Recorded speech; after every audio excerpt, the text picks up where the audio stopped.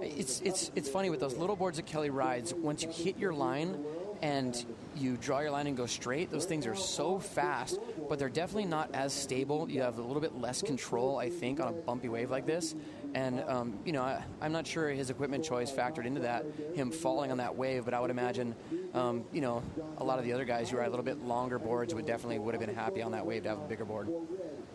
And there's our crew, Kimo, and I believe Abe, right? That's Abe Lerner and Kimo, and those are the guys you want to see if you just went over the falls. Exactly. What a good crew. And let's mention them right now, the Water Patrol. There's a guy that knows how to surf, Bonga Perkins, Kimo Miranda, Kyle Powell, Kamalani Ahui, Terry's son, Terry Ahui running the thing, Abe Lerner, Pomai, how would we say his last name? Pomai.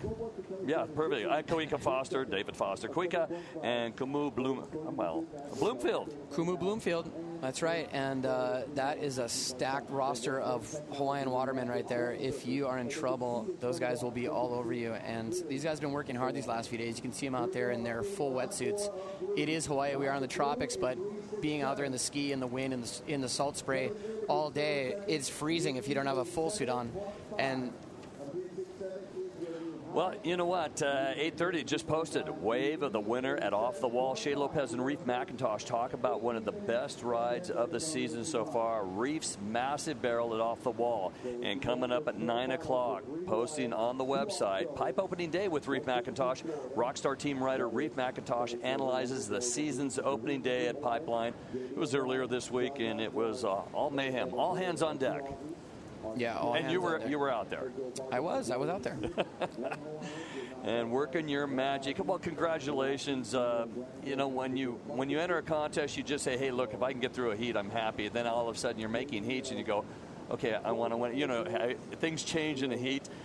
What was your initial, I don't know, what did you hope for to start that? First of all, you got a wild card, so that was your first hope. I get a wild card, right? I was really, really grateful for Billabong giving me the Billabong wild card into this event, and my goal was to make 2 heats. There you go. The last few years, Billabong has given me a wild card, and I've had a really strong first heat, getting a couple big scores, and feeling like I surf really well in them. And then the next heat, I'll get one big score and fall apart. And when I talked to Kelly about it, he goes, man, if you just caught more waves, you'd probably win more heats. And so that was my strategy going into this event, trying to stay busier like John, and Kelly do. And, it panned out. I won a few heats, and I was stoked about that. I think the highlight from my little tidbit in this event was beating Jordy Smith, who I'm a mega fan of. I love his surfing, and he's a really cool guy, and he was very gracious when I beat him. What did your wife say about your 0.37, your third and final wave yesterday? She's used to me going over the falls and hitting the reef. I think she's just used to it by now. She's just like, man, how long is it going to take before you learn that, tricks are for kids, but I'm out there giving it my all and trying to surf my best and having a good time, and I love backdoor. That wave had backdoor written all over it, and I just tried to do it to it, and I paid the price with a very sore elbow. John Florence, Kelly Slater in the lineup. Kelly Slater, keep an eye on him now. Without priority, he is going to be sniffing around, and Slater's been known to do this. A couple of years ago, he came out of a combination situation in less than 3 minutes, and boom, took the lead. So if there are waves out there and he's hunting, just don't give him a long leash. He has been a generous surfer in the past. You take a look at last year, he let Jeremy Flores have a wave that cost him a possible 7th title.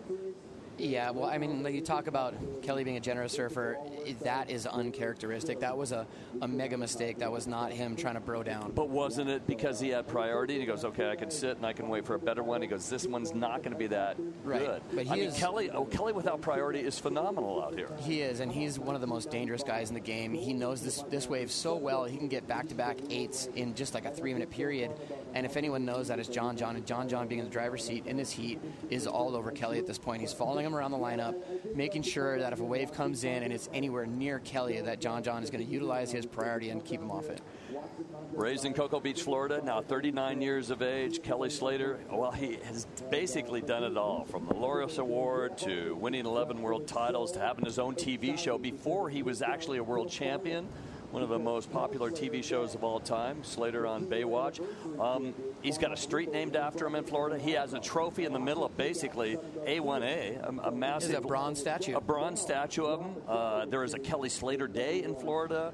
He's got the key to the city in Huntington Beach. And then you take a look at what he's done this year. Yes, he's won an 11th world title, and look at those wins. He skipped the Billabong Pro at J-Bay, and two reasons for it. There were great waves, and then all of a sudden it was time to leave, and you're on an island in the middle of the South Pacific. He couldn't make the connection, so he did miss a heat. He did miss the J-Bay event, but he went on to win a title. Yeah, during that J-Bay event, he was in Fiji surfing a fantastic swell that I actually missed, and he just couldn't bring himself to leave. And then by the time he wanted to leave and make it to the J-Bay event, he would have been actually too late to get to his heat, and I think he was really bummed out about that. So he made the most of it, staying in Fiji and getting some great waves. Slater looking around, sniffing around, looking over the edge, 17 years on the World Tour. Remember, he skipped from 99 to 2001, but he still surfed selected events for his sponsor. And so many championships. Yeah, October 18th, 1992, John was born, and he was about a month and a half old when Kelly won his first title. Isn't that unbelievable? And, this heat hasn't been super action-packed. These guys have been surfing really well and getting a couple good scores, but I think the significance in this heat is absolutely just stunning. I mean, you got Kelly Slater, the greatest of all time, 11-time world champion out there, who has dominated the sport for the last 20 years. And he's surfing against this kid who could very well dominate our sport for the next 20 years. And that's so true. A lot of people don't realize that his first real pro event was in '89. And so I guess we're about up to 23 years of him being in some form of competition. In his early days, he was turning down prize money, which kind of a smoke and mirrors amateur rule, whatever it was, but waiting for the right sponsor and the right amount of money to come on and take him on board. But he was winning in wave pools in Irvine, California, long before anything happened in his career where he signed on the dotted line. And well, long before that, Dave, I got a story for you. I met Kelly Slater when I was, I think, 12 years old at Makaha Beach on the west side of Oahu. We were there for a U.S. Championships, and I had heard about Kelly before that event. I never met him before. But he was already a star on that scene when we were little kids. I mean, there was already like this hype. He was already like a little mini legend. And as soon as I saw him surf, I just was blown away at how much better he was than any other kids our age. And he keeps advancing all the way through. Will he retire? We don't know. Does he need another win? Yes, he needs this win. He wants to win the trophy. He would love to have a 7th Billabong Pipe Masters title to his showdown. Now, John Florence, he's had a phenomenal year as well. He started off with the Vulcan Pipeline Pro, the 5-star. He defeated Jamie O'Brien, Chris Warden, and Mayan Goodwin in that event, then went on to the Dudhui backdoor shootout. I mean, if anybody's on a hot streak, it's John Florence after winning the Vans World Cup at Sunset, where it's not his basically backyard, but the kid can surf anything. Well, that's right. He can surf anything, and he can win anything, and he has won almost anything. But the one thing he hasn't won is the Billabong Pipeline Masters, and you can bet that he has his eyes on the prize here. He wants that insane Jerry Lopez-shaped board with the Andy Irons beautiful painting on it. And, I mean, this is history in the making right here. John Florence with a 7.0, and that was the second wave. Then he backed it up with a 4.17. Those are his two scores in the scoreline, 11.17. And Kelly Slater right now looking to better a 3.67. Anything better than 3.67 will go in the scoreline. A 7.5 right here could take him into the lead. Oh, double section, and it pinches. Ouch. Yeah, you can see Kelly. He's starting to get a little bit desperate. Time's winding down. He knows his back's against the wall, and he knows he needs a score. And I think he's getting a little bit desperate, just trying to go on pretty much anything. You know, that wave right there, that wave on your screen, is a wave that Kelly probably would have been in perfect position for had he waited. But John has priority, and John at this point is just all over him. Really a frustrating day for a lot of people yesterday. In the 3-man heats, they were trying to, okay, I can test out equipment, I can skip around. Well, it was John Florence with a 17.67 over Slater and CJ Hobgood, and Slater was comboed, so was CJ, and John could do no wrong. Look at this. With the sun out, it looks like yesterday. It does. It looks like yesterday. It looks very beautiful, very pretty, but what's not pretty is that closeout section right there. Not even Kelly Slater can make that. And I think at this point, I'm sure that Kelly knows that he doesn't need a whole lot, but he needs a 7.5. But with John with priority lurking in the lineup, John's not going to go on a wave unless Kelly wants it. If you're Joel Parkinson and you're thinking, okay, I'm watching heat number 2 here, quarter number 2, who would you want to surf against? I don't know at this point. I mean, there's no easy draws. Every single one of these guys is unbelievable surfer, very talented at pipe. On your screen is Michel Perez. He's been on a tear, and he's one of the best surfers, at pipe as well. And I think Joel Parkinson brought up a very good point, Dave.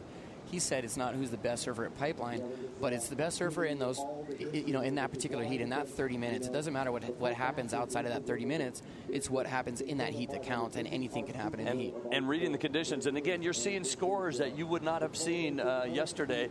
You're seeing a 4.17. It was hard to get a 4.17 yesterday. You had to feast or famine. Here we go. John Florence back door. John Florence. Wow. Is he going to make this thing? Oh, no. Unbelievable. No way. I completely gave up on John on that wave. Actually, I didn't completely give up on him, and it would have been justifiable to give up on him in that wave. But John Florence, that thing was square. Replay. Can I get a replay? John Florence looking to better a 4.17. That was like a big, thick chocolate chip, and he's just right behind that whole thing, and the thing just barfs him out the end, knowing that, look at this thing, so gnarly. Unbelievable as he escapes the lip, and he goes for a high line and gets shot out.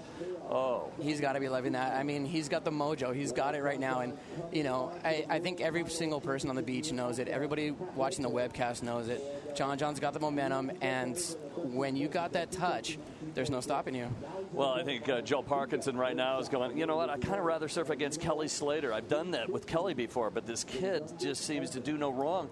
I can remember of 2 times he took a beating, and it wasn't that much of a beating. He is in rhythm every time he gets out there. It doesn't make a lot of mistakes.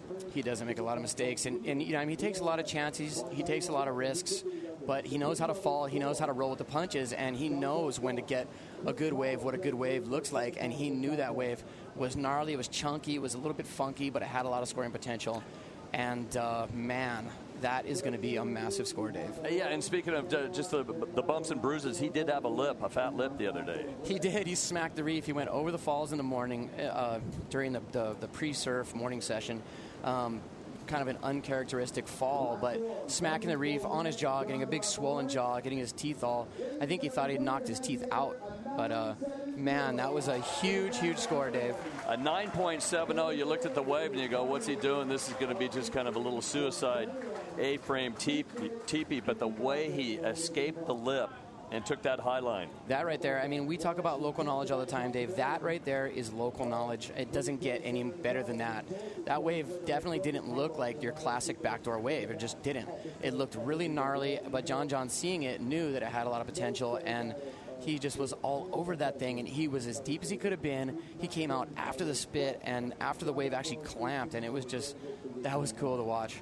Round number 2, heat 4, he defeated Kai Barger. We got kudos to Kai Barger. He had the third highest 2-wave heat total in round number 2, but went down to John Florence. He took down Damien Hobgood in the round 3, and then defeated in combo C.J. Hobgood and Kelly Slater in round 4. And now he meets Kelly Slater again, and Slater now is in the combination situation. 16.71, 6 minutes remaining. Don't count out Slater. Hey, and it is down to business time right here. And, Kelly Slater has been known to make the magic happen. And I tell you what, if he ever needed to make the magic happen, this is it. His back is against the wall. He needs a combination situation. And with time winding down, you got to argue it's pretty impossible to get 2 massive scores in 5 minutes. But if anyone could do it, he has been known to do it. He loves the challenge. Take a look. How do you motivate yourself to continue and go on and try to win every heat, and just challenges and the unique concept that he has in terms of equipment, fitting into the right waves. What motivates Kelly Slater? Well, right now, he probably has got the adrenaline flowing. 5 minutes and 18 seconds. I don't see any splashing of the water, so watch out. If there's going to be an opportunity here, Kelly will be on it. Yeah, he does not like to lose. He really doesn't. And, he wants to win this heat so bad. But, you can only surf as good as your wave allows you to. But, it is what it is. Well, take a look. The red is good. Big red. 9.7 and then a 7.0. And John marching on. Two-wave total right now, 16.70. Can Kelly catch him in 4 minutes and 45 seconds? A couple of clean little waves coming. John without priority. He's going to keep busy now. That's right. He does not have priority, Dave, and he's going to stay busy, just, catching waves. I think at this point he knows that, basically what he needs to do is have Kelly go on a wave, and then all John needs to do is get priority and sit all over him and make sure he doesn't get another wave. And if Kelly does not get 2 waves, he will not win this heat no matter what. Well, Bill Morrison's scoreboard showing that John in the lead needs to better a 7.0. He's got a 9.70 on his last wave. Slater has got a 3.67 and a 2.97. Is that right? I want to know. Okay, you're the stat guy, Dave. I want to know the last time that Kelly Slater was comboed in the Pipeline Masters. Yesterday. That's right, yesterday. He was comboed yesterday by this same guy. Yes. By the same guy, John Florence. Other than that, I would say never. Other than that, I would say never. I can't remember. But look at this wave Kelly has. It looks like an insane wave at backdoor. Steep and deep. Oh, a lot of foam in there. And Kelly... Oh, he comes out of it. That was unbelievable surfing. That was insane. And, making the magic happen, we just talked about it. That was the magic. Didn't it look like he was going to fall on his face? Yeah, it did. But knowing Kelly, man, I've seen him make a million of those things, and he surfed that wave as well as you could possibly surf it. Okay, he's lost priority. 3 minutes and 25 seconds remaining, which means he's going to try to pick off anything. Kelly Slater, what's his score, you think? Well, I don't know, man. That was a big wave. The size of the wave was there. Was it critical? Yes, it was very critical. The wave was hollow. It was so hard to ride. It was, considering today's funky conditions, that was going to be that's a huge score no matter how you slice it. Kelly Slater weaving through this barrel, wave number 5, and the judges, there's various different angles we're looking at, and every angle looks very challenging for Slater, and he makes it happen. I think the adrenaline's flowing in Slater. Now he needs a score. Well, we're not sure what he needs, but 2 minutes and 45 seconds remaining without priority. It's time to be serious here for John Florence. He's got to play a smart game and not give Kelly anything. That's right. John Florence is going to be hoping that the waves go flat, and guess what? The waves are not going flat. There's a couple of bombs coming in. John Florence trying to better a 7.0. Is he going to give up priority? He does. Late takeoff, and he makes it. Oh, that might have been a big mistake there, Dave. I mean, he does not need a score. He just left Kelly out the back with priority, and Kelly is paddling for this next wave at backdoor. He's having a dig, he's having a look, and not going. Wow. John trying to replace the 7.0. Kelly probably going to get out of the combination situation. However, we're going to wait for a 6th score for John Florence, a 5th score for Kelly Slater, 2 minutes on the clock. They're delivering the goods. This is exactly the greatest show on earth. I was going to say, I mean, John has been in this event a lot, but he's a relative rookie. He's not, he's not a seasoned vet, that's for sure. And I was wondering if he was going to have what it takes to play the tactics game at this point. He basically needs to make sure that Kelly does not catch another wave. And the best way to do that is have priority sit out the back and make sure he doesn't catch a wave. The pressure on the judges right now, because these guys need a score to need what's going on. So with 1 minute and 28 seconds remaining, the judges have to make a decision. I'll tell you what, this heat on paper was going to be unbelievable, and very rarely does a heat actually pan out and really, hold up to the hype, but this thing has been a nail biter. Look at that drop!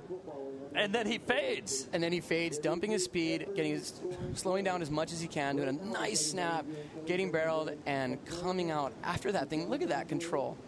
Boy, getting low and taking that high line and punching through. Here we go. It is Slater backdoor on a suicide wave. And it's a really good wave, Dave. Super nice barrel. And, ouch. Look at that. So late, so deep.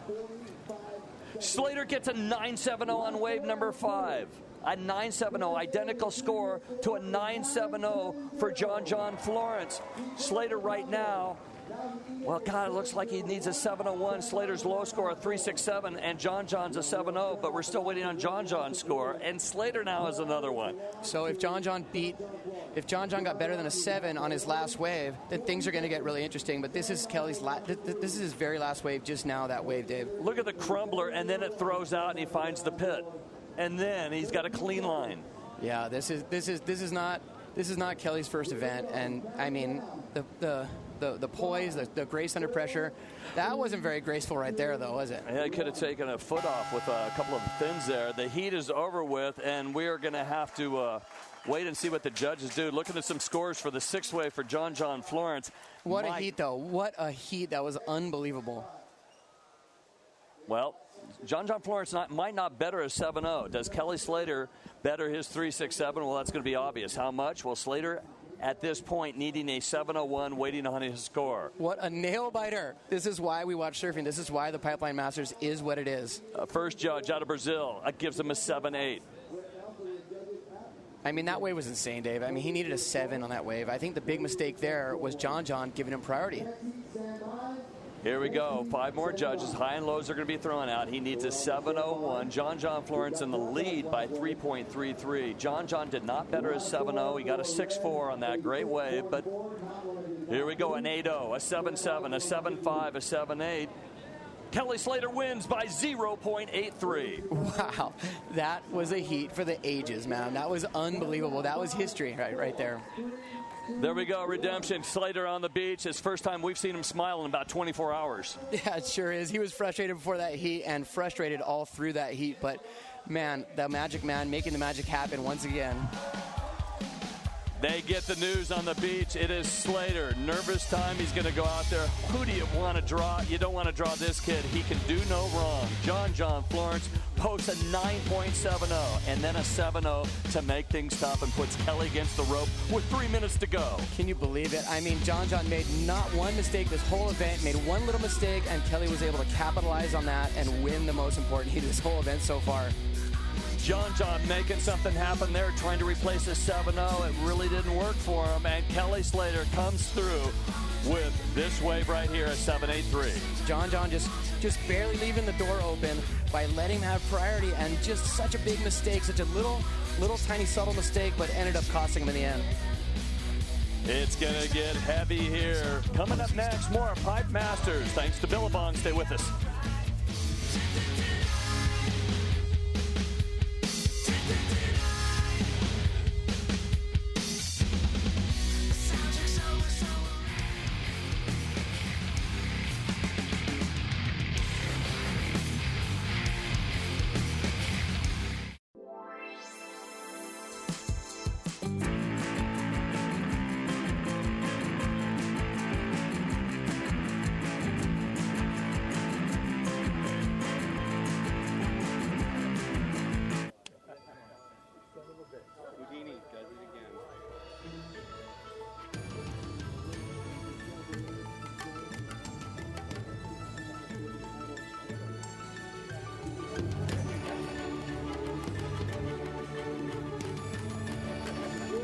To those of us who share these islands,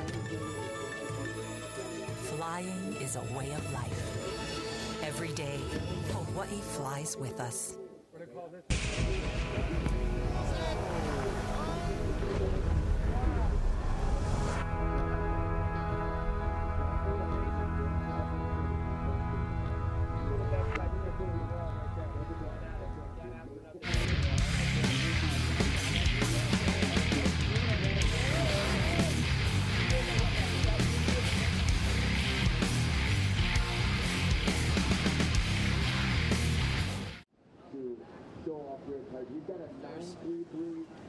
Welcome back to the Billabong Pipe Masters. I'm Joe Turpel with Kamale Alexander. We're moving into quarterfinal heat number 3. Michel Perez versus the local boy Evan Valier.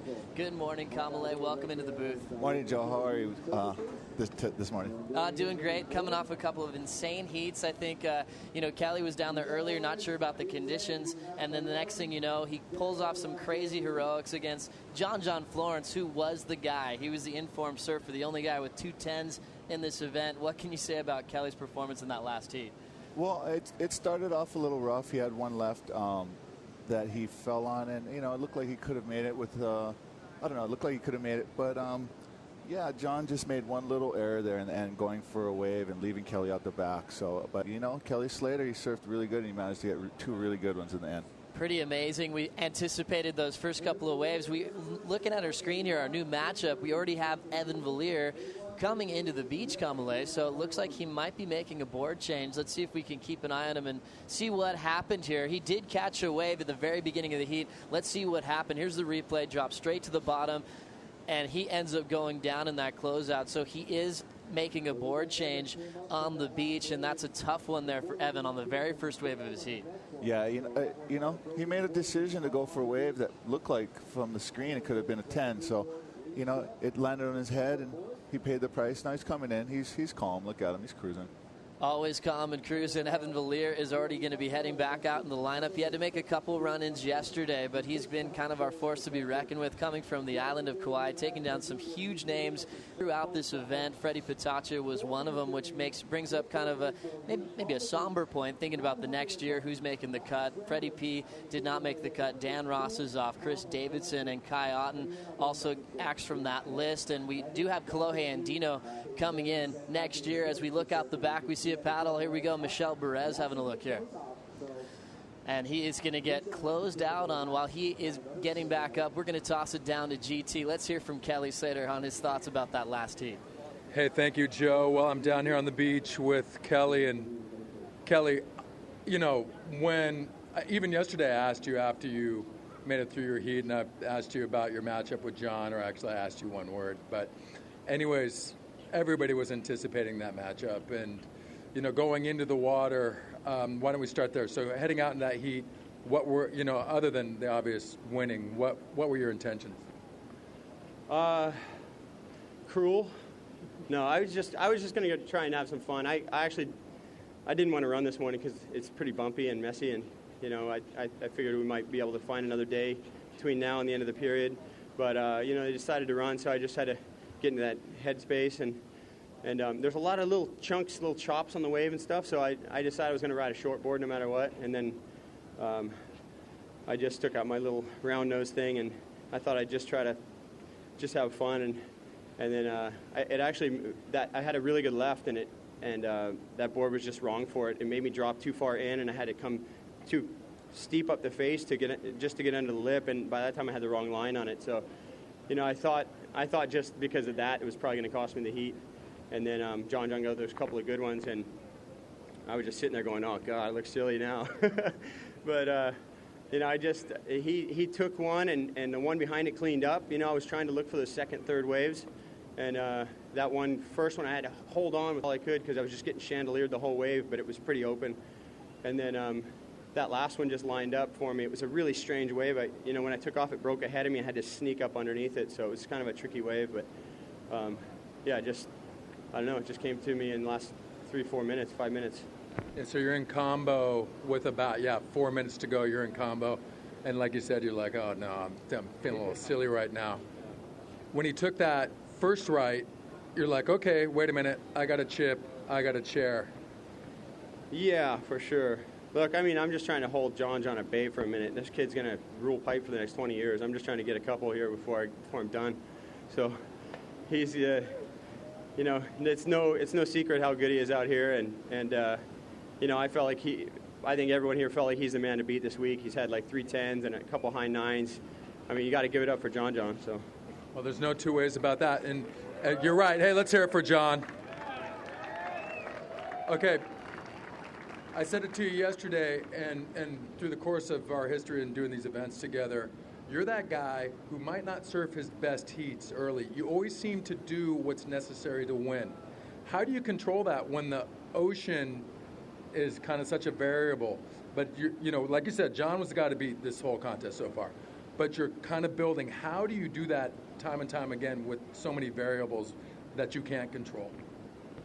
I don't know. You don't control it. You just go with it. And, generally if a guy gets a score in the water, there's going to be another wave like that. So you just got to put yourself on the right waves. And sometimes it takes, I've had a lot of heats where I get those waves sort of at the end, but it takes a little while to fill out what's happening in the water and decide like, okay, I've taken a couple of first waves, they weren't good. Take a couple of waves sort of later in the set and start to figure out if the rights or lefts are good. So, it's just sort of working it out towards the end of the heat. And I think he and I both were kind of building as we went through that heat. It was just, I probably got lucky to have priority there at the end and get that last one. Well, ladies and gentlemen, There's a reason why this man has won several Pipe Masters and is your 11-time world champion. Let's hear it for Kelly Slater, please.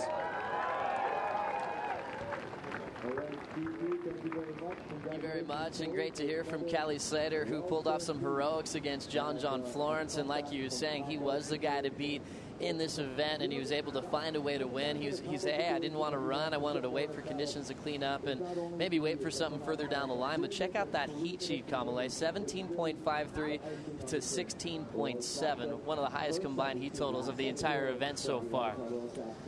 Oh, yeah. And now we'll check out, Kamale, this heat evolution of what happened in that last heat. You can see the minutes on the clock and what happened in that. You can see John Florence with the lead throughout basically the entire heat. And then that 17.53 total comes in at the tail end of it. So Kelly Slater just sneaking the win out of the favorite for this event. And that just goes to show, 11 world titles. He's won this event so many times, and he's looking to win this one more time. Yeah, that looked like a really good stock exchange graph right there, just growing and growing. But like Kelly said, you could see with the blue and the red graph that, their momentum grew throughout the heat. And I think that, that's always a good thing. But here comes a little set, Joe. Yeah, we did. Looking out the back, we have both the guys heading into position. Evan Villiers in the blue is going to go under it. Michelle Perez also getting out of the way of that whitewater section. And Kamale, your take on the conditions today. Obviously, we had a couple of amazing days, day one and day two. What's changed about our final day? Well, the swell has swung a lot more north, and the wind is quite strong. So this is, it's not perfect by any means, but there are some really good ones to be had, and it's just what surfing's all about. You got to really find something where there is nothing sometimes. So we'll see who can adapt and become the Pipe Master. We will have a champ later on today. GT is actually down on the beach with a very special guest. GT. Hi there, everybody. Well, I'm down here on the beach with Kala Alexander, and you may know Kala as someone who charges big pipe, who charges even bigger waves on his stand-up board.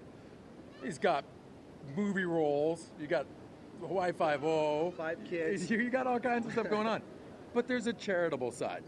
Definitely. About 4 years ago, the Dunlop brothers, the owners of Ambry Genetics, probably the best genetics laboratory in the world, called me, and they read an article about cystic fibrosis, and people found out that the kids in Hawaii and Australia with that disease were a lot healthier than the kids all over the world, and that was because they were in the salt water all the time. Aussie kids, Hawaiian kids in the water all the time. Make a long story short, they called me, they asked me for help. I said, hey, what do I got to do? They called me and Uncle Eddie Rothman. They asked us, what do we got to do? I said, hey, I got all the surfers, professional athletes on board, just to help spread awareness. Obviously, all the pro surfers are really great watermen. The main thing is just keeping these kids safe, and as to date, we've taught over 900 kids with the disease how to surf. And their breathing, it's a lung disease, right? So their breathing fluctuates quite a bit. The more they surf, the less they have to go in the hospital for treatment.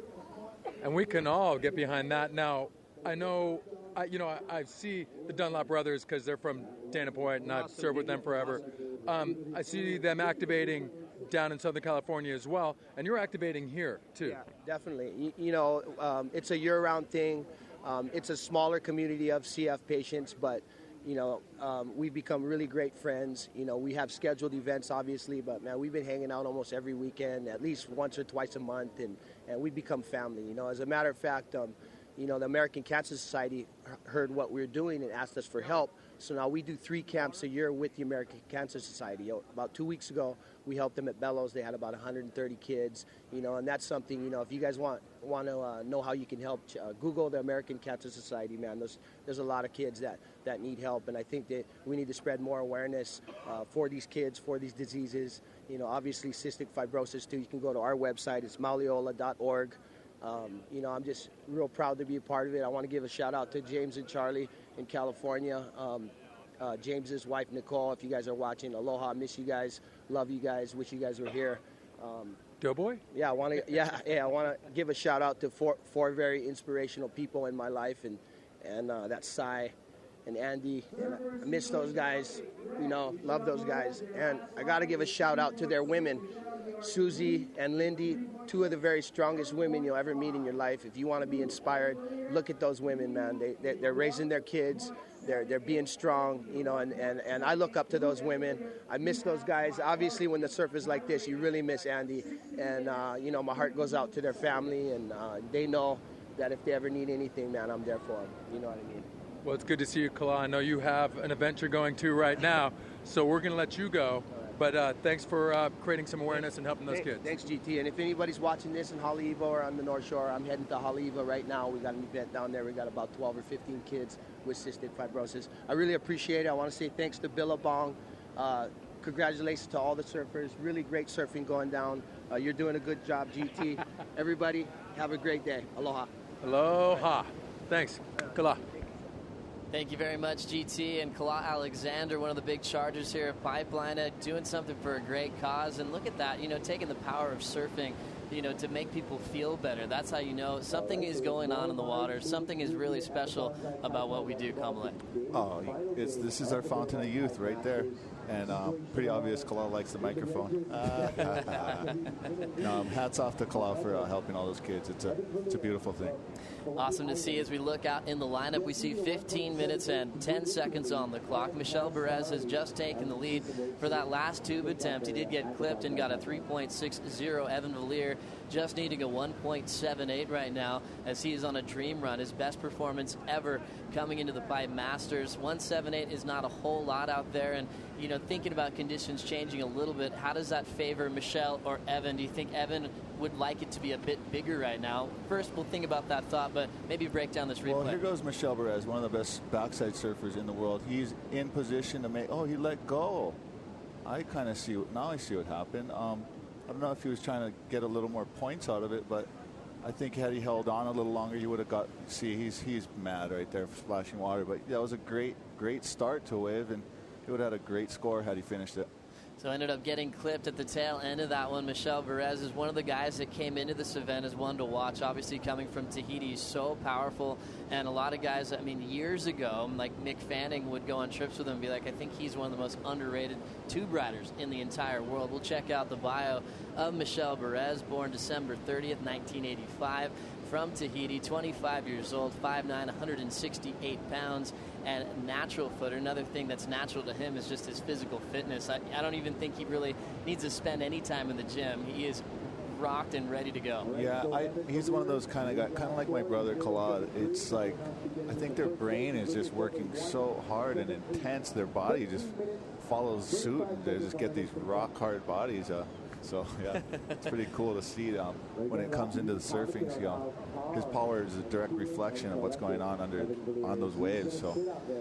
So Michel Perez right now, 3.6 as he looks to move on to the quarterfinals. We're going to be finishing the day today as we looked at the swell. Surfline's been giving us our forecast for a couple of weeks out, and Sean Collins was here the other day, a comment. He was saying, you know what, we're going to finish in 3 straight days. There is something in the distance I think that Kelly might have been looking at, but looking like, you know, what we have on offer today, you probably remember some of the times you've competed out here. This is a pretty all-time day. The conditions here are in our favor. There's still some pretty solid ones out there, maybe even in the 8-foot range.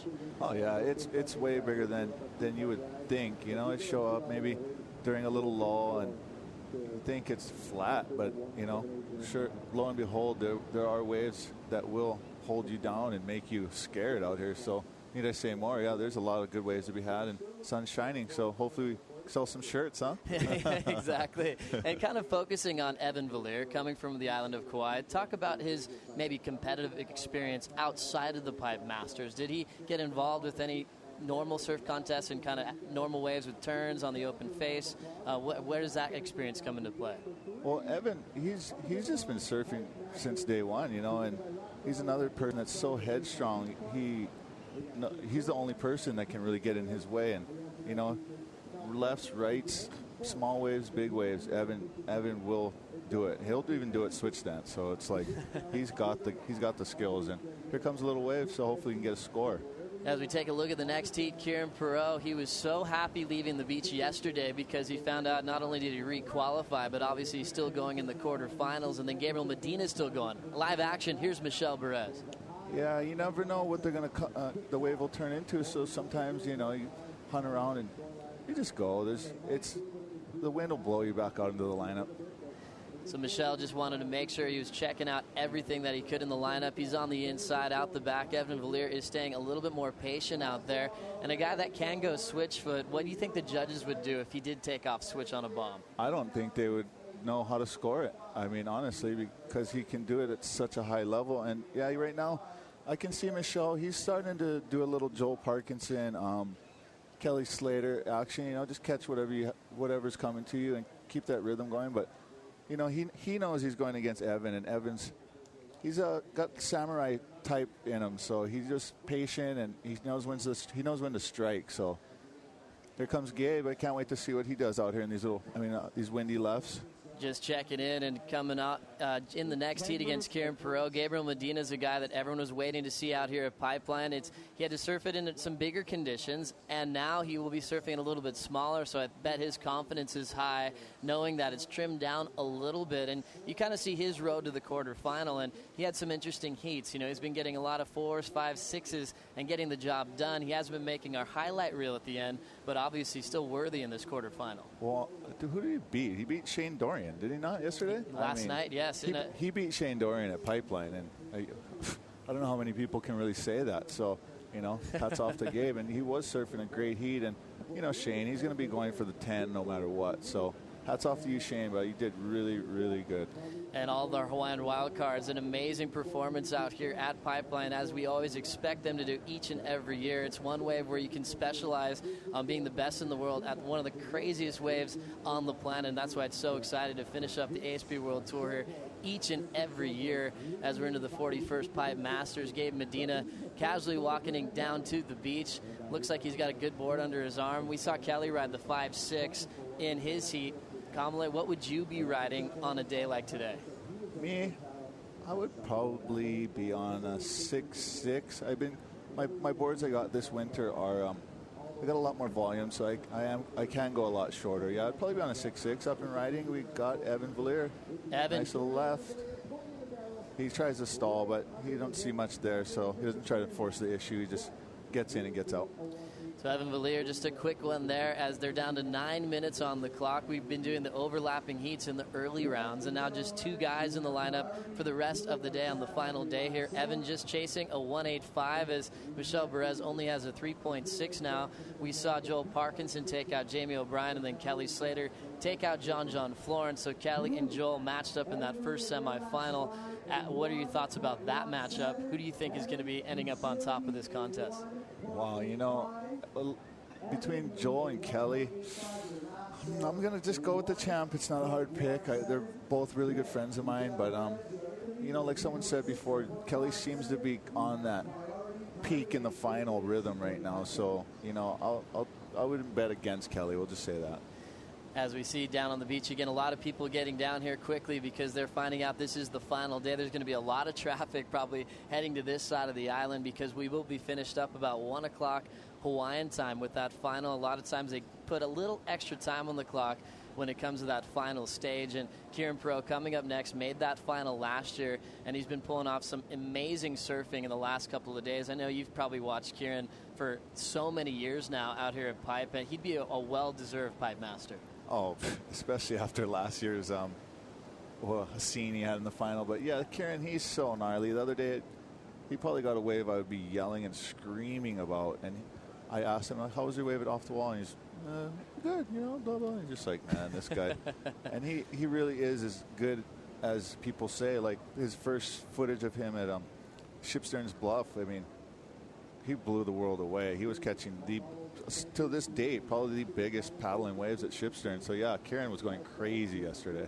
Pretty excited to see that matchup. 7 minutes and 15 seconds on the clock. We do see a bump standing up out the back. We see a lot of these sets, Kamale, kind of missing the lineup. Is that because it has a kind of a more northerly direction to it?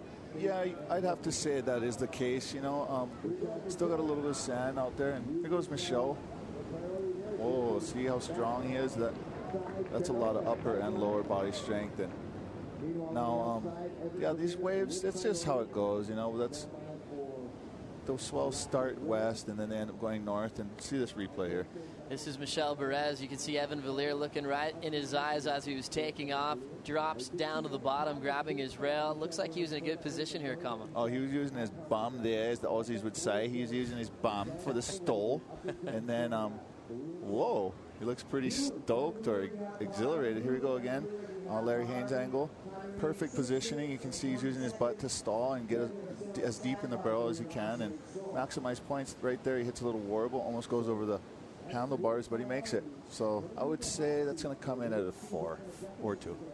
So now we see these two guys kind of trying to go left a little bit more. We saw the last heat, really focused on backdoor where they were getting their scoring.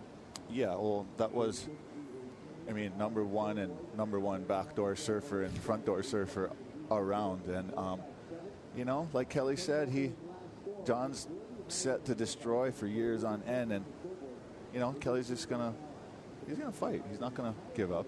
Try to take what he can get now before John completely takes over the lineup. There's KP. He has a little bit of tape on his foot and on his hand, but look at him smiling there as he greets Dan Ross there on the beach. And as we were thinking about that thought with the World Tour coming into next season, Dan Ross also was dropped off the tour after his performance here at Pipe. Also Dane Reynolds, we forgot to mention there. Kai Otten, Freddie P, and Chris Davidson will not be making the cut. Chloe Andino's on. CJ Hopgood's back on if he wants that spot. He'll have some decision-making to do. Adam Melling's back, and they'll have the ASP meetings in about a week from now to decide the wild cards. But we do remember Yaden Nickel broke his leg right before he started, so you'd think he'd be a shoe-in for that injury wild card. So there's probably one spot left, and I think Kai Otten, Freddie P might be throwing an injury wild card at that. That meeting will happen probably in about a week from now as we see Kieran Perot feeling much, much better, not having to worry about all those World Tour points now. Now he can focus on the rest of the event and maybe feel a little bit more like a wild card. But with that tape on his foot, Kamle, how do you think that's going to affect him? Looks like it's not too sensitive, and duct tape does wonders, So I think, like you said, with his new attitude of just being so much stressless or whatever, less stress-free, whatever you say, he's going to go out there, he's going to have fun. So that coming up in about 4 minutes and 15 seconds, a relatively slow one coming off a series of 9s, and Kelly taking that win over John in the last heat. Evan Villiers needs a 5.37 to take out Michel Perez. Michel is a 3.6 and a 4.10. How is Evan going to come back in this heat? We don't see a whole lot of sets out the back. Would you like Evan to come further to the inside a little bit? I'd say he's in perfect positioning. Sometimes the current runs from Kiana Point to Turtle Bay, so you can use that to your advantage. You can sit a little deeper, and need you paddle towards the shoulder, you can just kind of go with the current. But it was cool to hear Kelly earlier kind of admit to not having the right board on that wave, and that's just it's the best. Honesty is the best policy, but it was cool to hear him admit that, huh, Joe? Kind of open up and tell us what actually happened out there. It's always great to see a couple of smiling fans on the beach. This is such a special place to be watching the last event on tour with just 3 minutes and 15 seconds to go. We always talk about the glory rides out there, but some serious wipeouts have happened over the last couple of days, and some guys even have been getting hurt over the past couple of days. Kamle, for you, what was the most dangerous situation you've ever been out here at Pipeline? Well, besides the good old-fashioned hold downs where, you pretty much get the life scared out of you.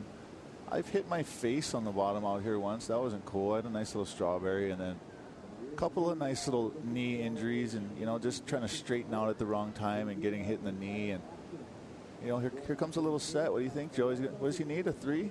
He needs a 5.37 to turn this one around, so he'd like to get a barrel if he can on this set. You see on the horizon the stacks that Kamle noticed coming from out the back, and both guys are heading down the beach a little bit to try to line this one up. But look how powerful Michel is paddling. He's going to let this one go. I think he's really watching Evan Villiers, and he's going to see if he's going to make a move on this one out the back. Do you think this one's going to open up?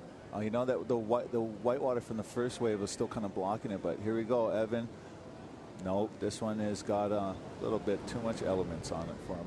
So Evan holding back wisely with 2 minutes to go. He's probably just going to have to wait for one golden wave to come through to keep this dream run alive. I think Evan's become a lot of people's favorite goofy footers in this event. I've asked Aki, I asked Luke Egan. It's like, who's your favorite modern-day goofy foot out here at Pipeline? And quickly, Evan Valliere came up.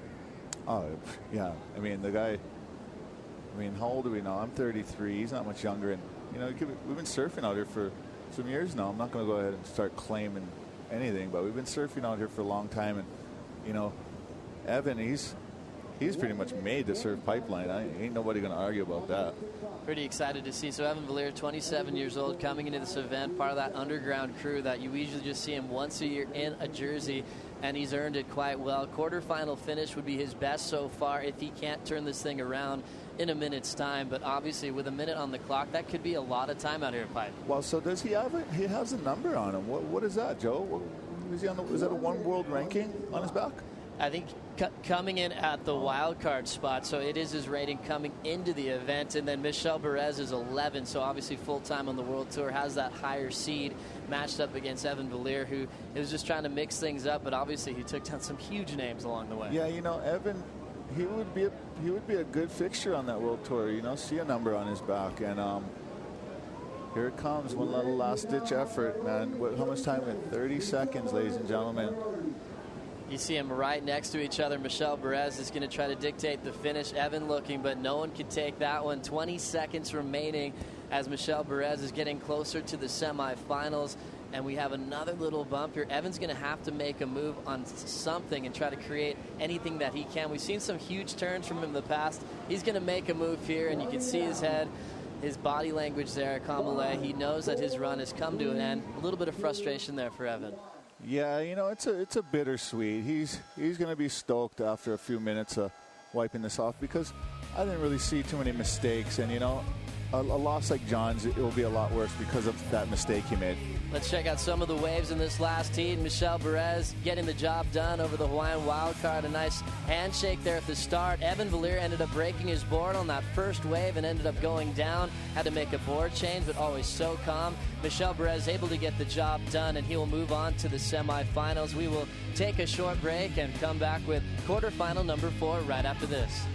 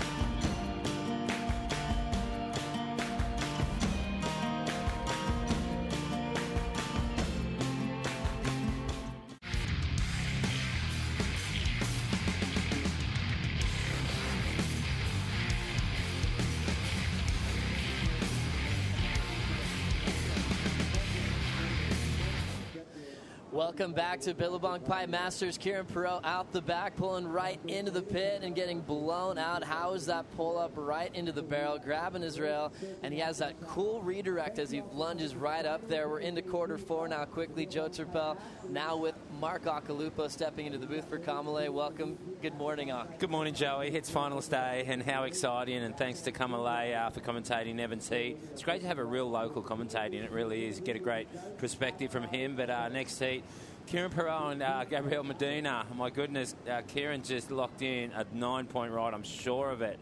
I woke up this morning, Joey, and I went out sunset real early. I was a bit worried that the swell had dropped too much, but it hadn't. It's pretty solid down there, and it's solid here too. It's still in the 8-foot range, and the wind's pretty tricky. But look at this drop from Kieran Perot. Just grabs his rail And that wave he got yesterday also, the way he's just taking these late drops and pulling really quick into the tube, Kieran's feeling it. And there's more big sets coming through right now as we speak. What an amazing approach. Look at the water angle. He could just slam on the brakes and pull himself right up into the pocket. An amazing skill we saw him do yesterday when he came near perfect with a 9.83 for a similar approach here at Pipeline. Kieran Pro does open with a 9 like you predicted, Ak, and he is sitting in the driver's seat early. Look at this swell pumping now. Look at it. It is pumping, and rang the buoys nice and early this morning. They were 10.14, so we should see swell all day. You know, Kieran Perel isn't taking Gabriel lightly. Here we go. Gabriel's taking off on a...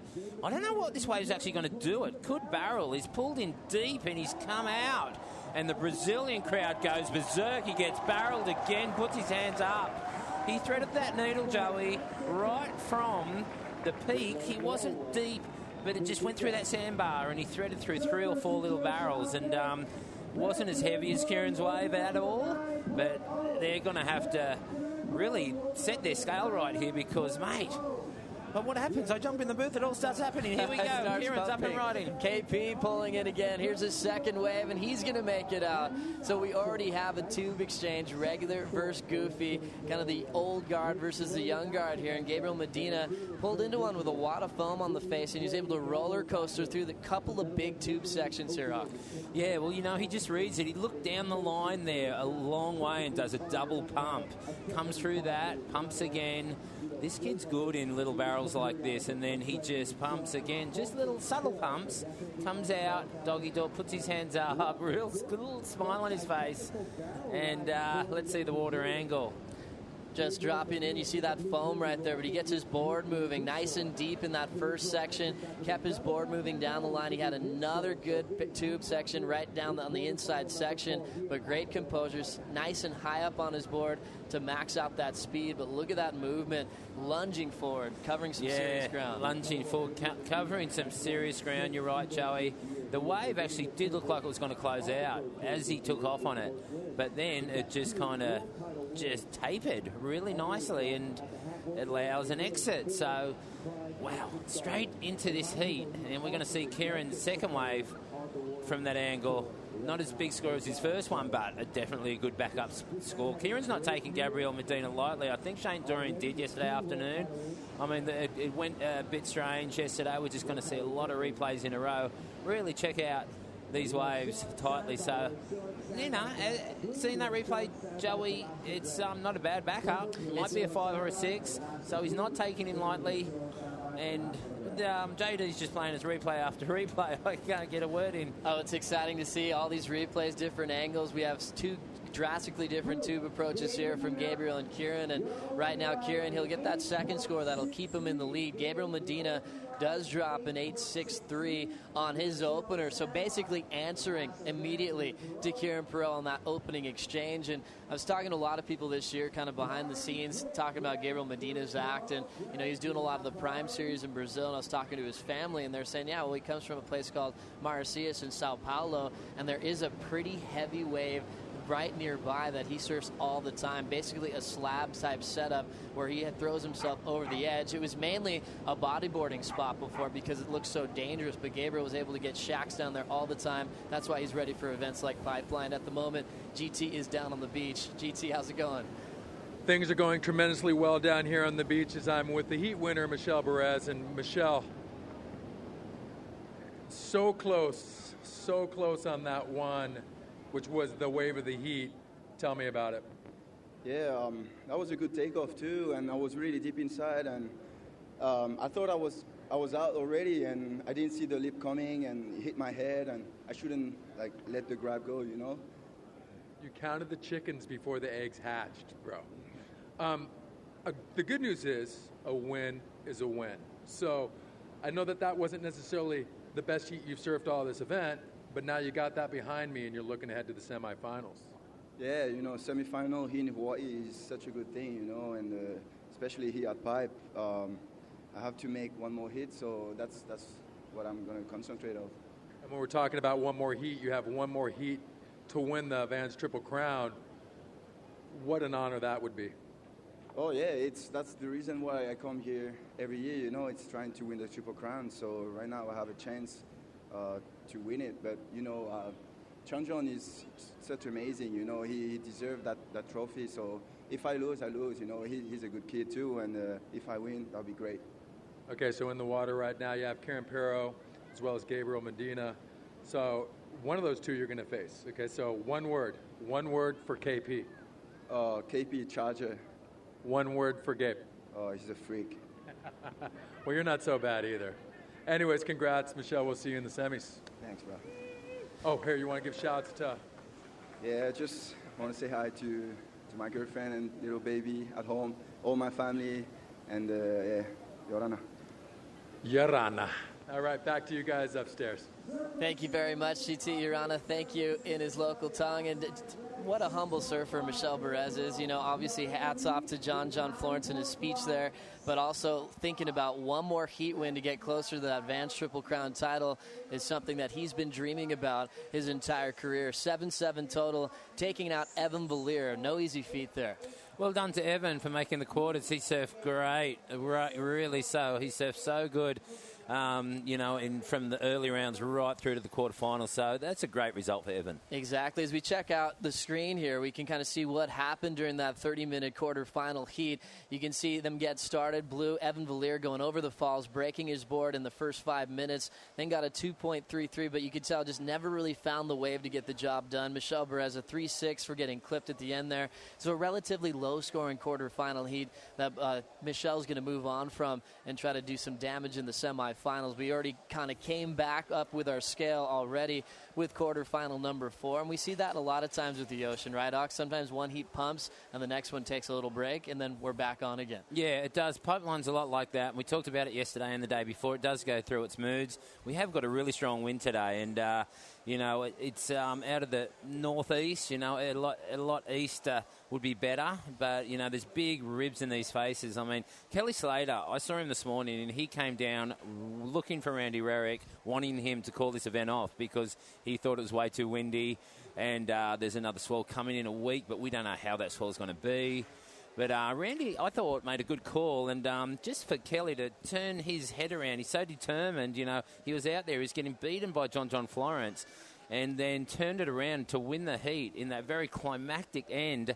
I'd actually even like JD to maybe bring up a couple of waves, if possible, of John's high score and Kelly's 2 high scores, because you know that, you know, it's it'd be good to see. You know, I mean, I was just about to come in the booth and say, you know, the change of the guard has happened. You know, John did beat Kelly yesterday in quite convincing fashion, but Kelly came back, and I mean, it just blew everyone's mind on the beach, surfing world, everyone probably around the world, that he got out of jail there, Joey. Oh, exactly. We're sitting there together watching, and we're in disbelief, seeing what John did at the beginning of that heat. Rick, oh, here he goes. He's claiming what's his. He's going to be a pipe master before we know it. Next thing you know, Kelly comes back and turns the heat around in the next couple of minutes. Let's compare John and Kelly here, Hawk. Yeah, well, see, John just gets in this thick, warbly barrel, and he didn't think he was going to come out, and he did. And then Kelly kind of gets an extra, maybe, little section there. But, you know, looking at that angle, they did look quite similar. Maybe John's a little thicker. But, you know, I'm not a judge, and those scores would have been hard to split, and they were exactly the same. They both came in at a 9.7 from the panel, and so both amazing rides there, and obviously a tough one to score, as we saw Kelly take the win there and move on to the semis against Joel Parkinson. Yeah, and that heat's going to be fantastic. Joel surfed a smart heat this morning against Jamie O'Brien. He picked up 2 little backdoor waves that had a big side wedge on them because there was no waves, you know, there was no lefts, there was no rights, and Joel just, you know, used his knowledge, you know, and Jamie doesn't really look for scraps. And Joel just picked a nice side wedge and had a lot of west in it and just weaved that barrel and got 2 pretty good scores at backdoor pipeline. So smart surfing from Joel Parkinson. He's going to have Kelly Slater.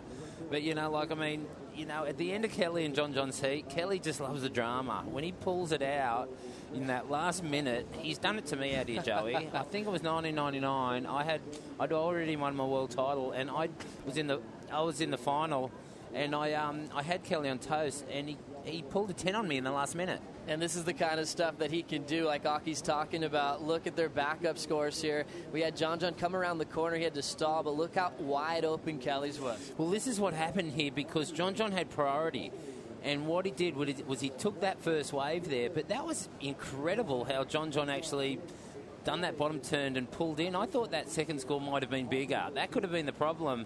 But John, what the problem was is he took that wave when Kelly wasn't in the lineup, and if he didn't take that first wave, he could have blocked Kelly on the second wave and won the heat. So, maybe a little bit of an inexperience.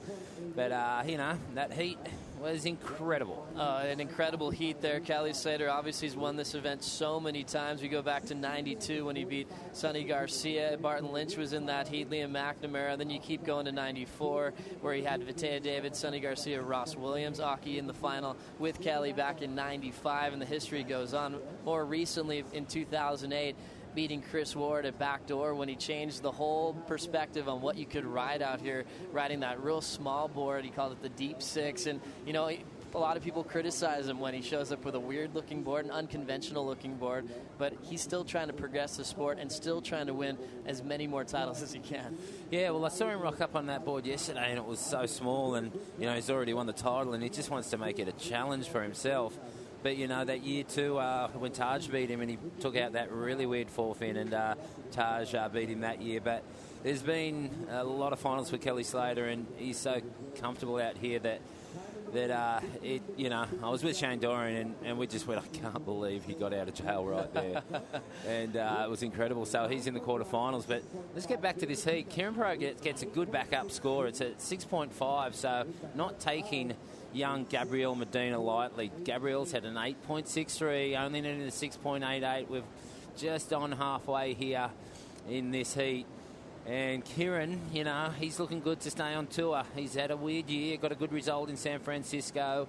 He's kind of on the bubble, but he made the final here against Jeremy Flores. He almost had the trophy in his hands. Oh, it was so heartbreaking to see Kieran Perot up on the podium, and knowing that he had that heat locked up, made a little mistake, but hats off to Jeremy Flores. Obviously, we've seen what he ended up doing in Tahiti more recently, getting that Andy Irons Award for his performance out there, not holding anything back, and putting his name up in the list of the hardest chargers in the world. And we wish Jeremy a speedy recovery because he wasn't able to defend his Pipe Masters title this year in 2011. As we see Gabriel Medina now opened up with that 8.63. That's the only score he has so far.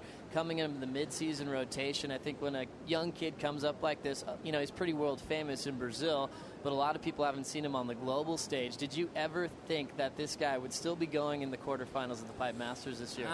Well, if you asked me back then, maybe not. I mean, especially if it was going to, be 10 to 12 foot pipeline, 4 to 6 foot pipeline, I'd say yes.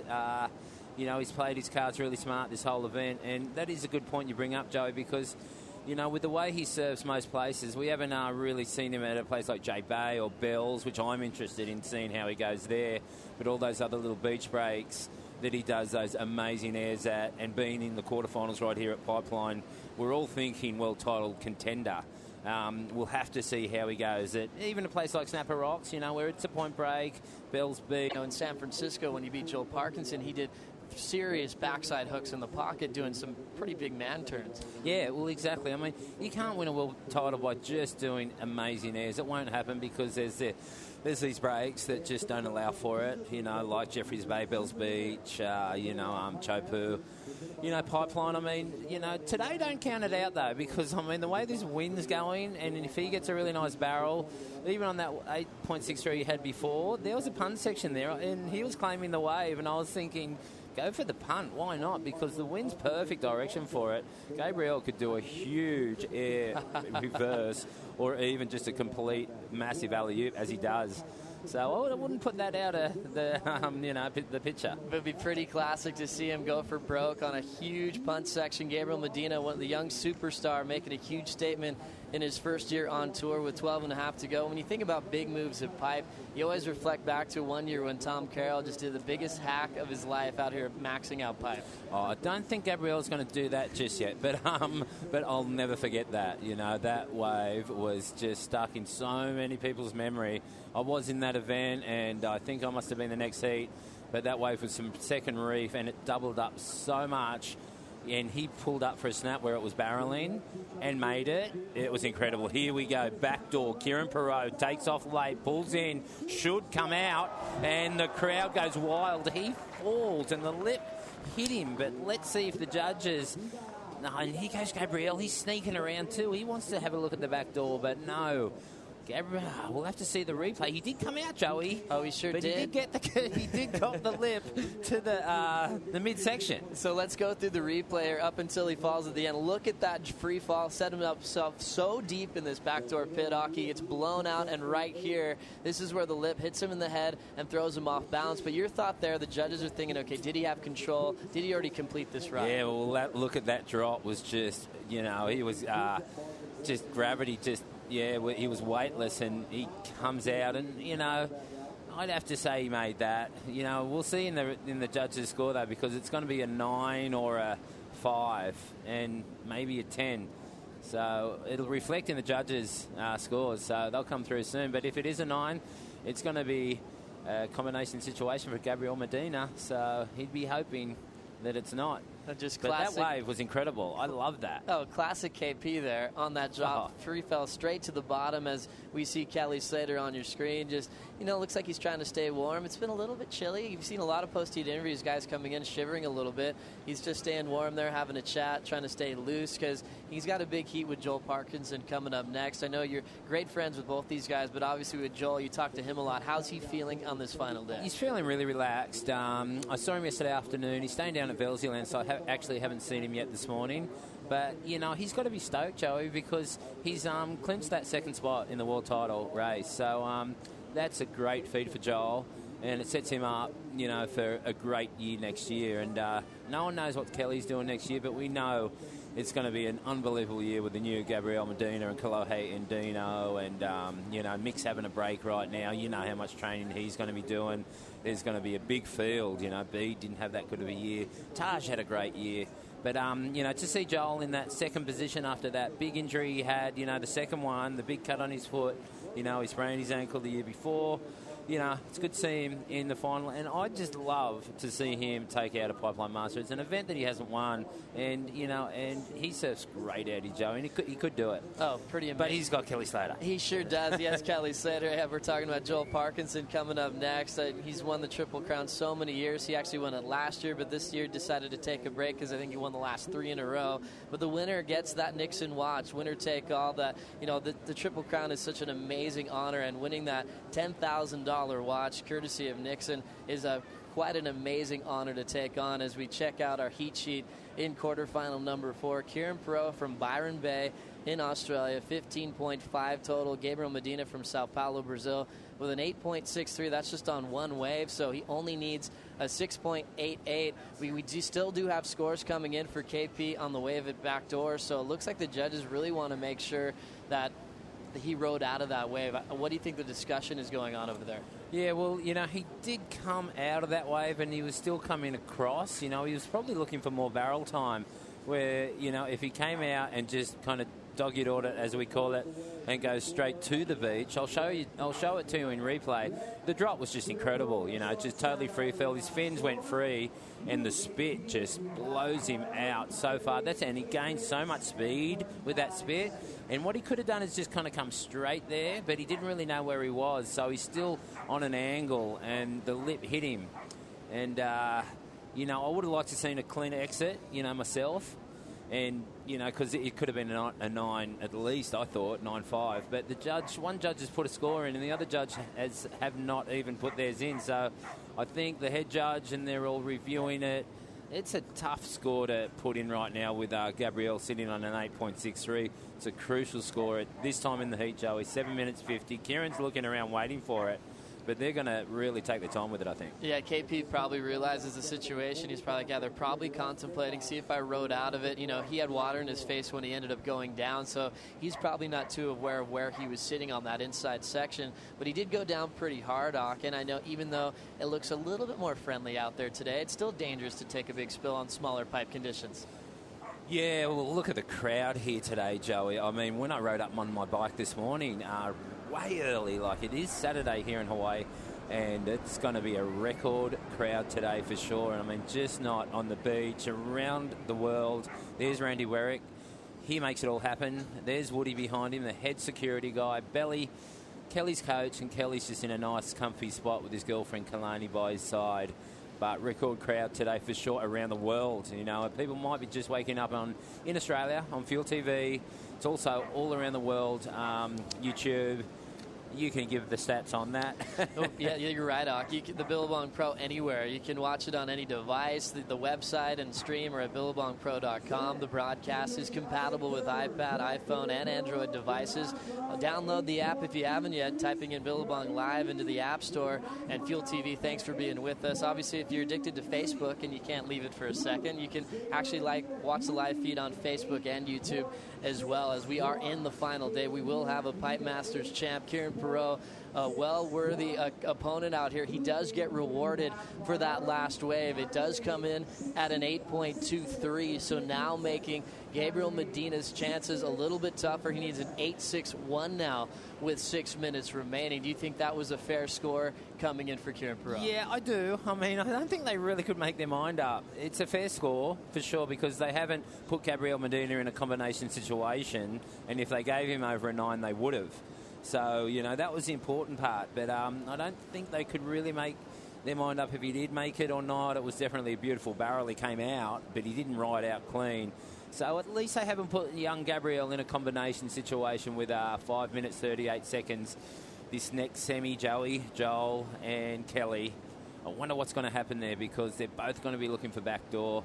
And I reckon that first exchange could be, you know, pretty heavy. You know, they might paddle over the top of each other. There's Joel right there. He doesn't like giving up the inside. I know Kelly doesn't like giving up the inside. Look at Joel just rubbing sand on the bottom of his board just in case there's any wax on there or anything. He wants his board to be going as fast as possible. Look at that JS. Looks beautiful. I reckon it'll be about in the 6 range. Matching his board shorts, got a good look going. He's got a good look going for sure, but like you mentioned, Joel Parkinson, not one to back down, and you know what it's like to draw Kelly Slater in a heat, and sometimes it brings out the best in his opponent, but obviously we know sometimes Kelly can have that little voodoo effect on his opponents, and he could beat him before they even enter the lineup. I think at the stage Joel Parkinson is in his career, he's probably not afraid to him. He probably wants to beat Kelly more than anything right now. Right now, for sure. You know, right here in the main stage, you know, it's just pipeline. It's the greatest show on earth. It was pumping for the last 2 days and still is. You know, this all has dropped a bit. But, you know, Joel won't back down. I mean, you know, I don't really, back in the day surfing against Kelly, like to sit close to him, you know, because he does like to psych people out. But Joel won't have that, you know. I think Joel's going to be right there with him and wanting that first big score. Excited to see how that one's going to unfold as this one is starting to run out of time with just 4 minutes on the clock. It looks like Kelly is going for the forefin once again. He rode a 5.6 in his first heat. He brought a number of boards down there with him. So we'll see how that one ends up going for him against Parkinson in just a few minutes. But Medina will be interested to see if he's going to be able to back that one up. And this is a site that Kelly's used to. And they're actually giving him a lot more room. Usually there's a huge crowd in front of him, and he doesn't have an inch of space. I remember when he was winning his 11th world title in San Francisco, it was this little circle that the security guards had to create for him, and he just put his head down for a moment just to find his own headspace. And the ability for him to do that and kind of separate from everything that's going on is, a big attribute why he's so successful out here. Yeah, well, I mean, it really impressed me how negative he was this morning, how he didn't want this contest to run, and then pulled that heat out of pulled a cat out of the hat. I mean, got out of jail, free card, or whatever you want to call it. But just when he was walking down the beach there, I noticed he is on a 4-fin, and the board does look quite small. Really does suit these kind of conditions when he's probably only wanting to go right and just to draw those really fast straight lines, weave himself through the barrel. It looked like he might have changed boards. I thought he was riding like a 4-fin channel bottom this morning, but that had no channels on that board, as you can see there. but it is small, and just kind of typically what he's kind of been riding through the year, but he's been actually riding thrusters a lot this year. But Ed Pipeline, when he's in the tube, you'll see him ride pretty much 99% of the time going for a forfeit, yeah? Pretty excited to see as he's just getting down to the water's edge. 2.5 remaining before we see that clash in semifinal number 1. But we have to get semi 2 squared away. Michel Perez is standing by along with us to see if Gabriel Medina will answer back. If he gets another wave like his first one, he will take the lead from Kieran Perot. You see him stand up on his board and try to see if anything is on his way. He's moving down the beach a little bit. Is he in a good position right now to wait for the next deck? Yeah, he's probably in the exact right spot. You know, he's not too deep and he's not too wide. You know, someone's probably showing him the line-up spot because he is in a good spot. He's got priority. It's unlike Gabriel, though. I mean, all these heats he's had during this whole event, he's been busy, but he's only had one wave, and it's been a good one, too, an 8.63. You can see a set outside, Joey. I mean, this might not be done with yet. A minute 41. I can see Joel just there. We can kind of see how windy it is there. But now on screen, we can see these sets coming, Joey. And Gabriel might need to get a little deeper, actually, as he sees this wave and kind of reaches for it. He paddles over. Hasn't got a lot of wall on it there, Joey. He'll paddle straight over that one, and the next one might be even better. This is where it's all on the cards. I mean, this wave's pretty solid, and he's going to have to go no matter what. An exciting part of the heat here, Ock. 1 minute and 10 seconds to go. It's going to come down to one last chance for Gabriel Medina. He is committing, and he is up to his feet. First pump down the line. He has to straighten out, and it closes out. Puts his head down, and he will flick out. 1 minute on the clock. Let's see if he's going to pick his board up and make an attempt back out in the lineup, Ock. Now, with 52 seconds, he straightened out right kind of on the main peak of Pipeline, and it's going to take him at least 2 minutes to get back out. So congratulations to Kieran Perot. He's backing up that big result he had last year. Can he go one better and win this event? He's made it into semi-final number 2. Look at the smile on his face. He is so happy, and I love Kieran Perot's reactions to all of his waves throughout this event. He's wearing his emotions on his sleeve, and right now, that emotion is the happiest Kieran Perot I've seen this entire season, as he is going to be moving on into the semifinals against Michel Perez. But you got to give it up to Gabriel Medina, coming into the quarterfinals at his first Pipe Masters ever. That's going to be a stat we're going to be talking about forever. Yeah, I take my hat off to him, mate. Really impressive. I'll give him a little round of applause. Let's expect big things for him, and we'll see him at Snapper Rocks real soon in the first event of the year. But what a heat, eh? Congratulations to Kieran Perot from Byron Bay. Kieran Perot doing what he does best, packing some big tubes, and he did it right at the start of that first heat. Let's check out how he got that 9 and that 8.23 back-to-back. Gabriel Medina walked up, though, and kind of reacted to that first score from Medina with an 8.63. Look at him jam on the brakes, pulling right up into the pocket, getting blown out of the tube. That was that first 9. He was on pace. Medina's like, well, I can answer back. I'll roller coaster through a couple of sections and get an 8.63. He was in it and just waited till the entire heat for another one to come through, and was left hanging to dry. Kieran getting another barrel of pipe. He's moved on to the semis. We'll call in Dave Stanfield, Shane Dorian to call the next heat. We'll be right back after this.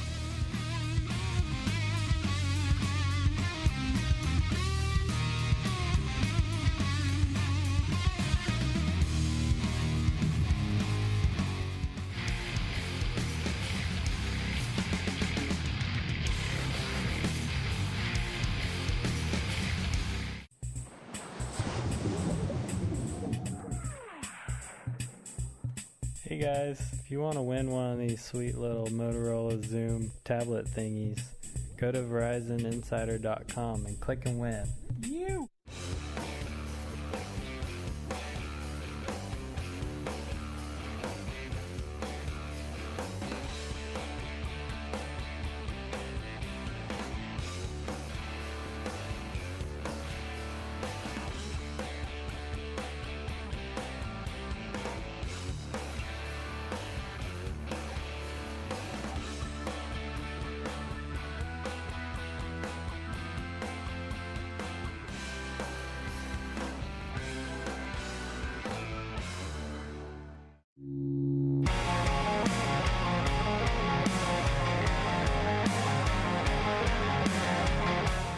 I'm Roy Powers. Come ride with us.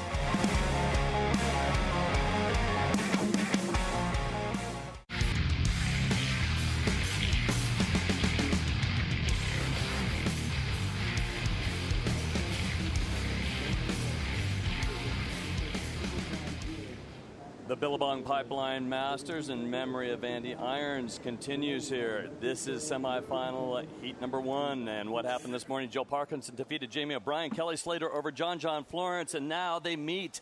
And already we do have priority situation changing and a couple of waves ridden. Shane Dorian, we basically had to go get checked up after that first 2 quarterfinals. Unbelievable surfing so far. We've seen some amazing heats. Yeah, it's just been nonstop action. Well, with no priority, they usually kind of, okay, you can have it. No, a paddle battle to start things off. Yeah, these two guys, I mean, they are not going to give each other an inch. Parko and Kelly both so radical in the water, and this is Parko's first wave. This thing was a little frothy right going down the line, and late drop there, coming out clean, and that is the way he wanted to start that heat. 7.77, and looks like a Hawaiian judge and a Brazilian judge give him an 8-0 on that. Beautiful angles, guys, great camera work. It's been an epic Vans Triple Crown of Surfing. Congratulations to all our TV and web crew. And look at that again, sneaking under the lip. Yeah, I think this is one of the first rights that actually had a really open ending. We saw Kelly and John both earlier getting some intense rights, but they actually crumbled at the end, and I think that was because the wind was a little funky this morning, and things seem to be cleaning up out there. It seems like the wind's getting a little bit better, and now those rights, hopefully they're going to be staying open for these guys. Parkinson with a 7.77, Slater, just a quick one, 0.87. Let's go down to GT on the beach. Hey, thanks, David. I'm down here with Karen Perro. So yesterday, you were surfing for your tour life, and man, did you deliver. This morning, you end up getting a pretty tricky draw against the young upstart, Gabriel Medina. First of all, tell us about that heat. Not a lot of waves ridden, but the ones that mattered you got. Yeah, that was slow, but the sets that came were actually pretty good. Most of the heats before that, it was there was a lot of really strange waves, nothing great. So we got lucky right at the start and got a few right off the bat. You just never know what to expect with this place, really. The heat before mine was fairly ordinary. And I was hoping that there was going to be something good, so tried to get on the spot for Piper right at the beginning and saw that set poke up, and the first one was really nice. And then backing it up, your second wave, your second keeper score was that 8, a backdoor. Took the judges a minute to give you that score. Yeah, I wasn't sure what it was going to be. I came out and I thought, wow, that's either a 2 or a 10. So I was pretty happy with it. It felt amazing just to get under it, and it was really round inside. It was a really nice view. And it's kind of cool, too, because here on the beach we have the surfing scoreboard, so you can see everything going on right from the lineup. Yeah, it is really good because you sometimes can't hear with the wind, and you can see exactly what you need, especially with 2 guys in the water. There's more information on there. It's great for the crowd. So, yeah, we're stoked. Keeps me in the loop, too. Now, KP, you're going to surf again, so we're going to let you go quickly. Good luck. Thanks. I just hope we get some more waves. That might happen. Hey, Gabriel, will you come on in? Congratulations to KP. So, Gabriel, you win France, you win San Francisco. Well, first, you make the tour at the cut. You win France, and everybody's like, oh, okay, maybe this guy's got something. Then all of a sudden, you win San Francisco, and everybody's like, all right, first Pipe Masters, you get a 5th. I think you might have a career in this game. Yeah, this year has been such a good year, and I won a couple events. I won 2 World Tour events, so I'm pretty stoked just to be in the water, just to be out there getting some waves. And yeah, I got just one good one, and I couldn't find another one, but still good. I'm so stoked to be here, and yeah, that was my first time competing at Pipe, and pretty stoked. And a lot of maturity was shown by you adapting to this, man-on-man format with priority.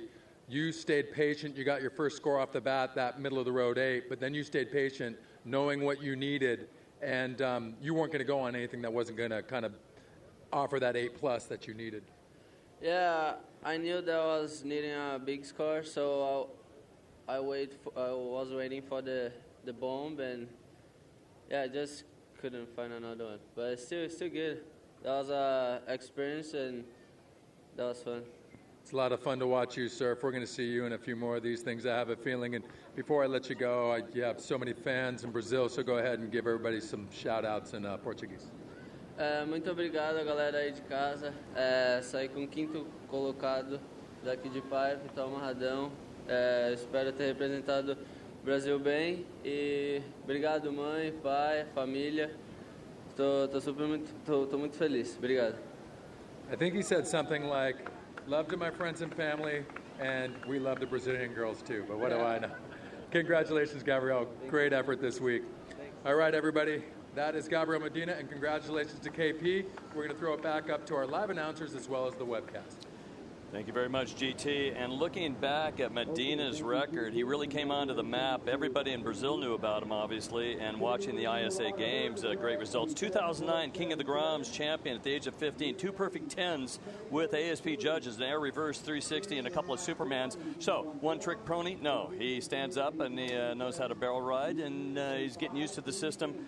He looks up to the older guys like John Florence. He is 17, going on 18, John 19. What a great group of next-generation surfers, which obviously includes Chloe Andino. Things are going to get exciting as they push the veterans.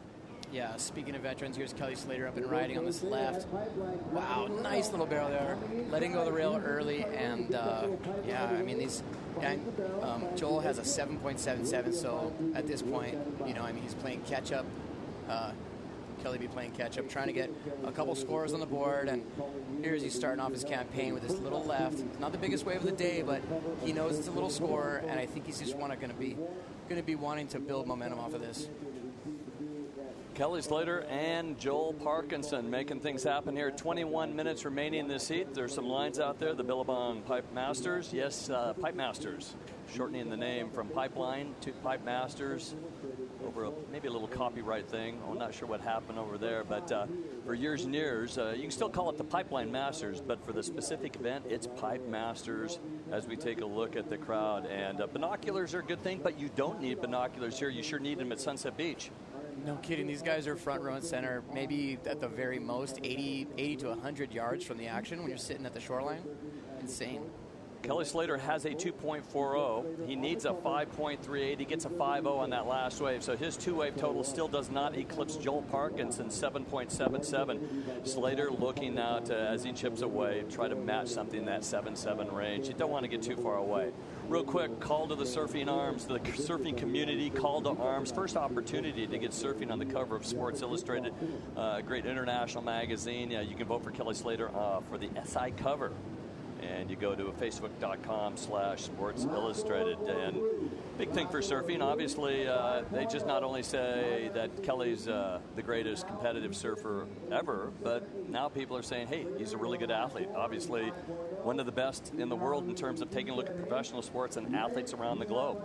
Yeah, he's obviously worthy of an SI cover. It would be unbelievable for the mainstream media to put him on the cover.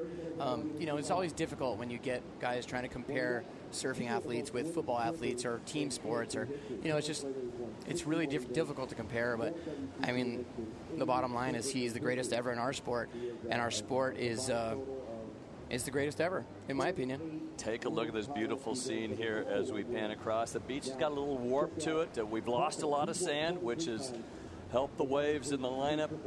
And this week, back-to-back swells starting on Tuesday. Things started happening here. We're closing down the day. Not a lot of heats left. There's only 2 more after this. This is semifinal number 1. Looking at backdoor with priority would be Joel Parkinson, and he's going to take this. Yeah, Joel Park going red, eyeing this right. Looks like it's going to be a super fast one. Is he going to find the doggy door? And he does not. That wave could have opened up, but it just ran right off down the line and just closed out on him. Joel Parkinson, that was the second wave. It will count. Will they give him some points for travel time in the tube? They may. That would have been a huge score had he made it out. The wave, when he first paddled into it, they both looked at it, and I think Joel was just thinking, man, if this thing just backs off enough, I can doggy door the end section. And you can see him pumping, trying to go as fast as he can there, but at that point, I think he knew it was all done. Now the rail release going from toe to heel, and taking that line kind of pressure release. Pressure release is so subtle in those barrels. It is, Dave. It's all about weighting and unweighting, like using your weight to jam the turn, pump down the line, And every time you just get up on your tippy toes, you basically have no weight on your board, and that's when you really accelerate to the barrel. Now, on the opposite spectrum is Kelly Slater. His equipment kind of is, and what he likes is to set a high line, and like you said, it might not be the greatest thing doing maybe a clean bottom turn, but when he gets a high line, is his board the fastest out there? I would say to a point, the shorter board you ride, once you're on the face and you've drawn your line, the smaller your board is, the faster it's going to go. But there's a little bit of a sacrifice there, Dave. It's, in the barrel, there's a lot of bump today. There's a lot of, if you're deep like Kelly wants to be, if you want a really big score, you got to ride deep. And when you do that, the foam ball comes up, your board hits that foam ball, and the smaller your board is, the less stable you're going to be. Now, he had what we called a 5.6. Travis rode us, but then he scratched the wax away. It turned out to be a 5.5 Kelly was riding, and it was a quad with channels. And now he is on specifically, Travis says, what's he on? He will be riding his 511 semi-pro step-up, 18 and a quarters wide, little round pin quad.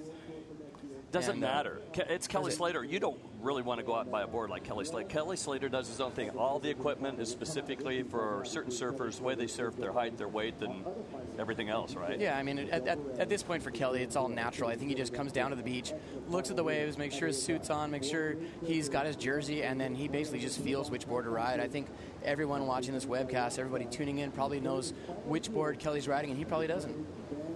Probably doesn't, just grabs it. Well, Jeremy Flores, the defending champion of this event, unfortunately injured and out. But take a look at who was in the finals last year. Taj Burrow, Wright, Slater, Perot. Jeremy Flores had to take down a lot of big names to win that. Kieran Perot, alive and well. He will be coming up next against Michel Perez, who's going after Van's Triple Crown title. Man, I just watched the replays of that last heat. Kieran Perot, can you believe the guy? He's aging like wine. He stuck the gnarliest backside drop, jammed his rail, got the most insane barrel, got a great backdoor wave, and he had a 17-year-old kid with braces, Gabriel Medina, who's very soft-spoken, extremely humble, but with a massive future in front of him. And great job there for Gabriel. I mean, this is his very first Pipeline Masters and starting a very long relationship with this wave. Well, obviously, English isn't his first language, but he is very coherent, very smart, and well-chosen words. At the press conference, all I could say is, I am nervous, and he delivered. He's extremely humble for a guy who has, before this event, a 50% win ratio in WT events since he's been on tour. Take a look in the lineup. No takers right there. So, for Kelly Slater, a 5.0 and a 2.4, still trying to chase down Parkinson. Parkinson's last wave, a 3.30 for tube time. If he would have made it out, it could have been something in the 8s or 9s. Yeah, it would have been a big score, Dave, that one. That was a little bit risky for Joel to go on, but, we're here at Pipeline is all about taking risks. If you don't go, you're never going to get that score in the first place. So I think these guys just trying to get on the board, trying to get their feet wet and, get it going on. But these two guys, Joel Parkinson and Kelly Slater, arguably the two fiercest competitors on the tour. Aaron Walters, the beach marshal in blue there, and making sure that Michel Perez knows exactly the rules, regulations, what he needs to do, how there will be no priority to start the heat off. He knows all this. It's a man-on-man competition, 30 minutes in duration. Parkinson in the lead right now. Slater needs a 6.08. There's some lines out there. And Kelly's paddling. Kelly's showing some interest. Is there a backdoor wave? Could be, Dave. They're both eyeing this right. Looks like Kelly's going to have a go. He's a little bit deep. Looks like a little bit of a crumble. Coming up through the barrel, and the wave opens up just enough for him to squeeze out. That is Kelly Slater right there. How cash was that? It really looked like just kind of your mediocre wave, and Parco was giving it a good look. I don't know if he was trying to bait him in it. Says it doesn't look that great, and you're so deep. Go ahead. Well, Parco maintains priority. Slater gets a wave. Is it better than a 6.08? If it is, he's going to take the lead. Yeah, I mean, whenever you have priority and Kelly's looking at a wave at backdoor, it's crunch time. I mean, you got to make the right decision, and you don't know what that's going to be. And I mean, Kelly looked at that wave and said, "I'm going on this thing. I know backdoor. I know I can get the score," and that is that. Slater gets out, and a key thing about not only scoring some points, he's not going to have to do the paddle around. He's going to make it out real quick. Boy, is he deep. Yeah, that's a great angle there. When you disappear from the straight-on angle, it's one thing, but when you're looking into the barrel like that and you see the guy completely vanish, you know he's going to be on as deep as possible on that foam ball, on that shock wave in the most critical part of the barrel, and he comes out clean. Micro-analyzing the wave, the judges have to do that, and if they look at it that angle, they're going to micro. How clean did he come out of the barrel? You mentioned if you have to punch through or you've got to struggle to get out of the barrel, it's okay, you made the wave, but it's not a clean exit. A clean exit is just important as a beautiful bottom turn and a long barrel. Looking at that clean exit will give you the couple of points. You're kind of finishing it, your explanation point. He did. I think the judges really want something big, critical, gnarly, totally committed, and it was a great wave from Kelly. I mean, he got a 9.23. The judges obviously love the clean exit. 9.23. There's a 9.5 there by a Brazilian judge. Obviously loving a 9.0 by a Hawaiian judge and another 9.0 by another Hawaiian judge. But basically, you take out the high and low, the average the other judges there, the other three, and he gets a 9.23. Parkinson now finds himself in second spot. However, he does have the second best wave out there, a 7.77. Parkinson looking for a 6.47 with priority in the lineup. God, how do you play the game? These two guys are such veterans at man-on-man competition. They are. These guys really do not make any mistakes, and when they do, it's extremely rare. And when one of them is going to make a mistake, the other one will be sure to capitalize on that. And we're down here to the business end of this event in the semifinals, and the Hawaiians who were storming this event, making all the headlines, making all the hype. We don't have one Hawaiian left, Dave. Correct. But I think Michel Perez, you'll take him in. We'll take him in. As a Polynesian, yes. We're all in the same ocean. We're all Pacific people. And but just unfortunate. I mean, we had some incredible Hawaiians. Jamie O'Brien was a massive standout. So was John Florence. Obviously, he's getting all those 10s in the event. And Evan Valier. Are you kidding me? Evan Valier, just full Cinderella story. The guy has so much finesse on the wave, and his whole approach and style just so reminiscent of Jerry Lopez. I just love his approach.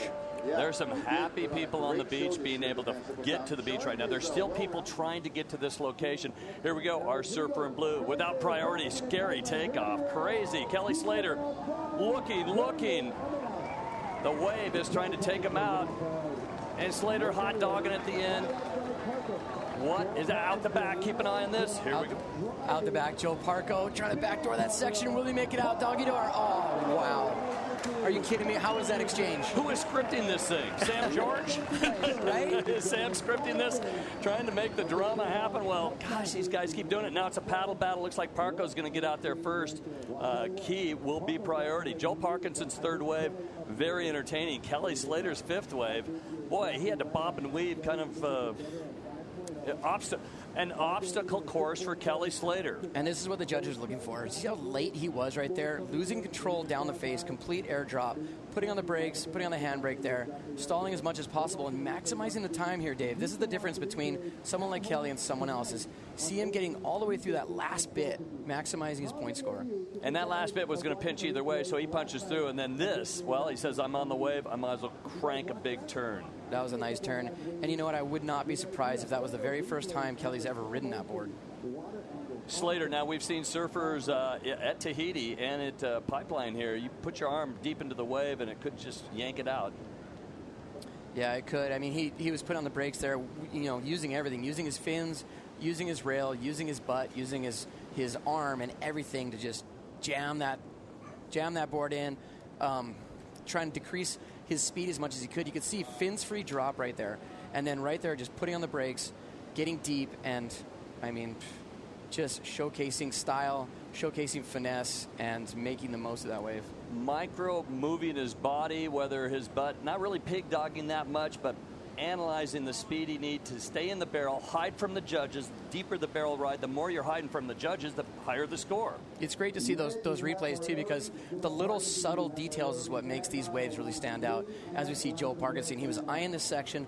That's what you call backdooring a section. He went completely behind it, and then it closed out, and he was able to do what we call that doggy door thing, where he just beats the lip out just in time. So Kelly was putting on the brakes. Parker was running at full speed.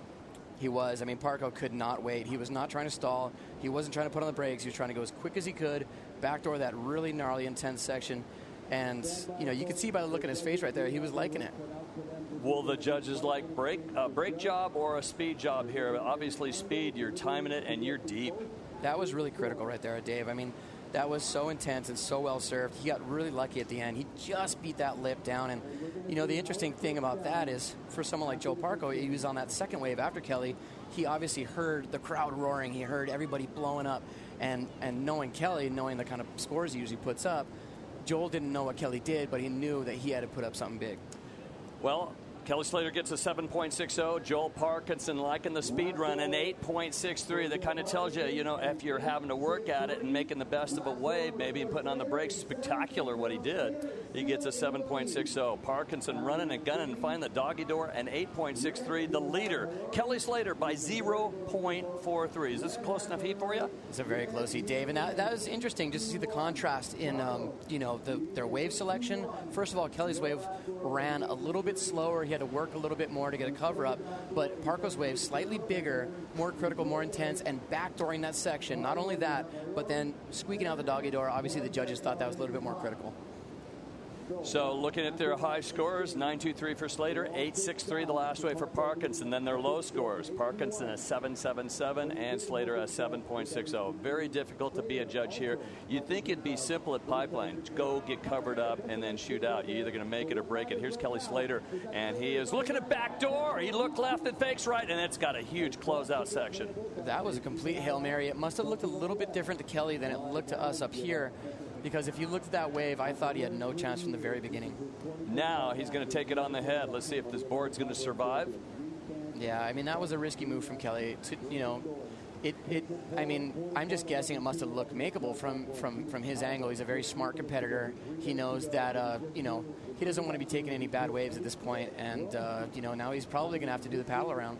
Well, what was so great about that last exchange is that the judges were looking right into the pit with their naked eyes. Sometimes when it runs off at backdoor, they disappear immediately from the judges. So that was great analyzing by the judges with their naked eye. But Slater now getting pushed. That's interesting what you said about the judges, because I always say, man, I would not want to be a judge right now, because just a little subtle contrast between Kelly Slater's wave and Joel Parkinson's wave. They both look really good to me, but the consistency that these judges have is just incredible.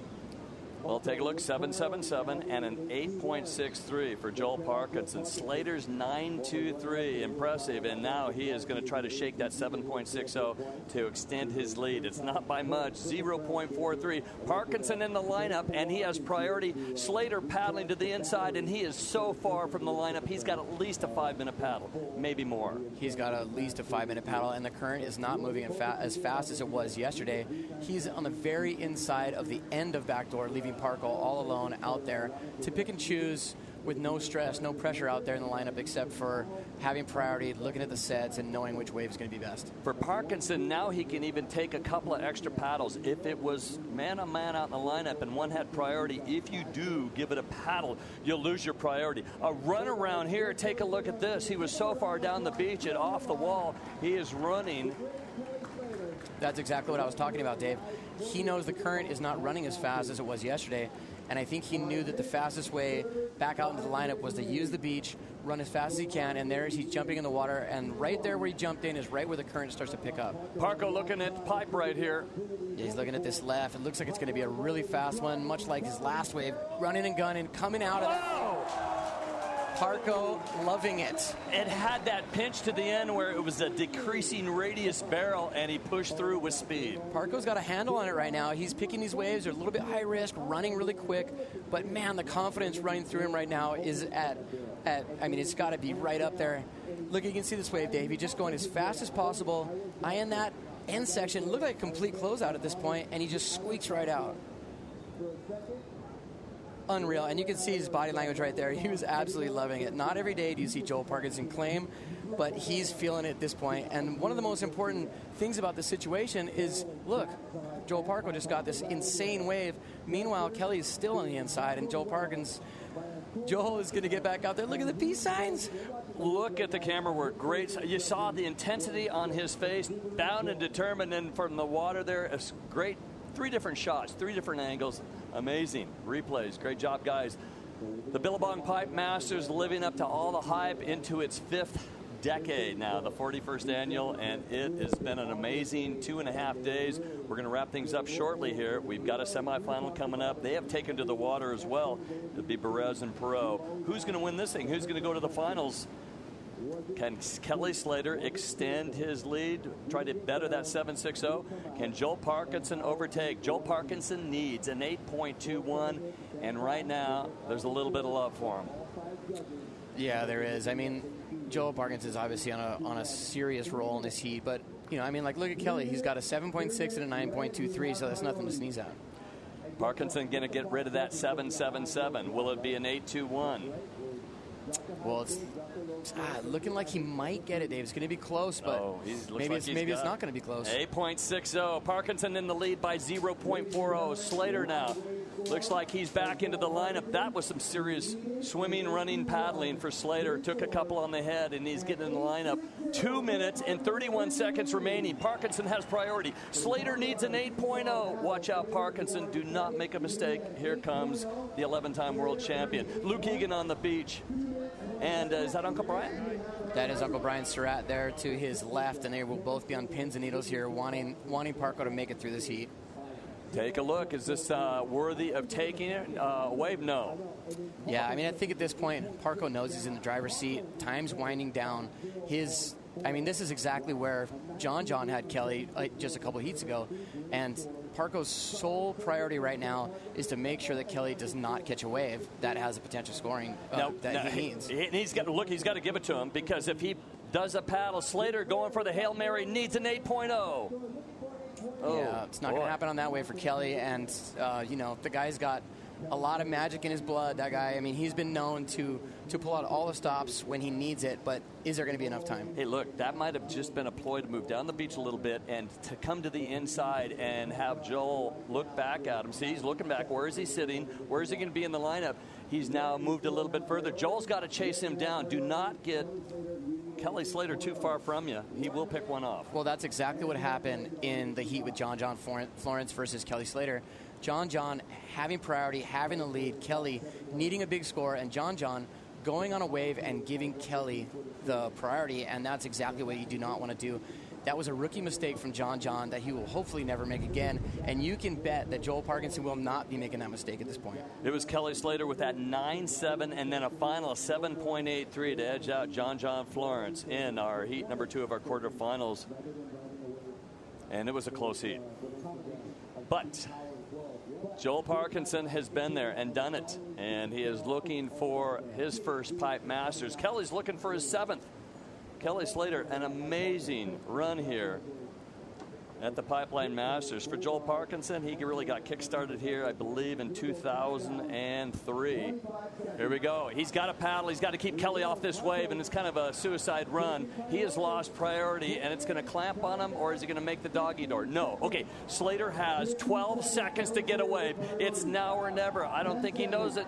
He better go. Yeah. 5, 4. The magic ran out for Kelly. It finally ran out, Dave. Can you believe that? Well, he's got 11 world titles, and he has yet another third-place finish like he did last year. And Kelly Slater goes down to defeat by 0.40. Joel Parkinson's happy. Brian Surratt's happy. Luke Egan's happy. Everybody in the Billabong house is going crazy. That's right. Everybody in Parko's camp is happy. Parko is through to the finals. He's our first finalist, and very deserving one at that. What a battle between these two guys. Not a lot of waves thrown away. Parkinson, serious. Game face on. Slater thinking he didn't want to surf this morning. He was the one guy going, I'll surf, but I don't think it's that great. Well, they sent him out, and Parkinson opened up his account. Well, yeah, Parko just surfed such a smart heat. He really took it to him. He found a couple really good waves, didn't get rattled. The wheels stayed on, and Kelly just couldn't find the magic in the end. Kelly did get that 9.23 and then a 7.60, and his barrel riding is unbelievable. Putting on the brakes, though, not exactly the score he wanted. Well, in most other heats, he would have won, but he just didn't have it enough in the end. And Parkinson's running and gunning an 8.63 and an 8.60. It does it for him. Slater giving it all on backdoor. Not enough, and a runaround for Slater. We'll be right back. Semifinal number 2 on the water. Perez versus Perot. You don't want to miss it.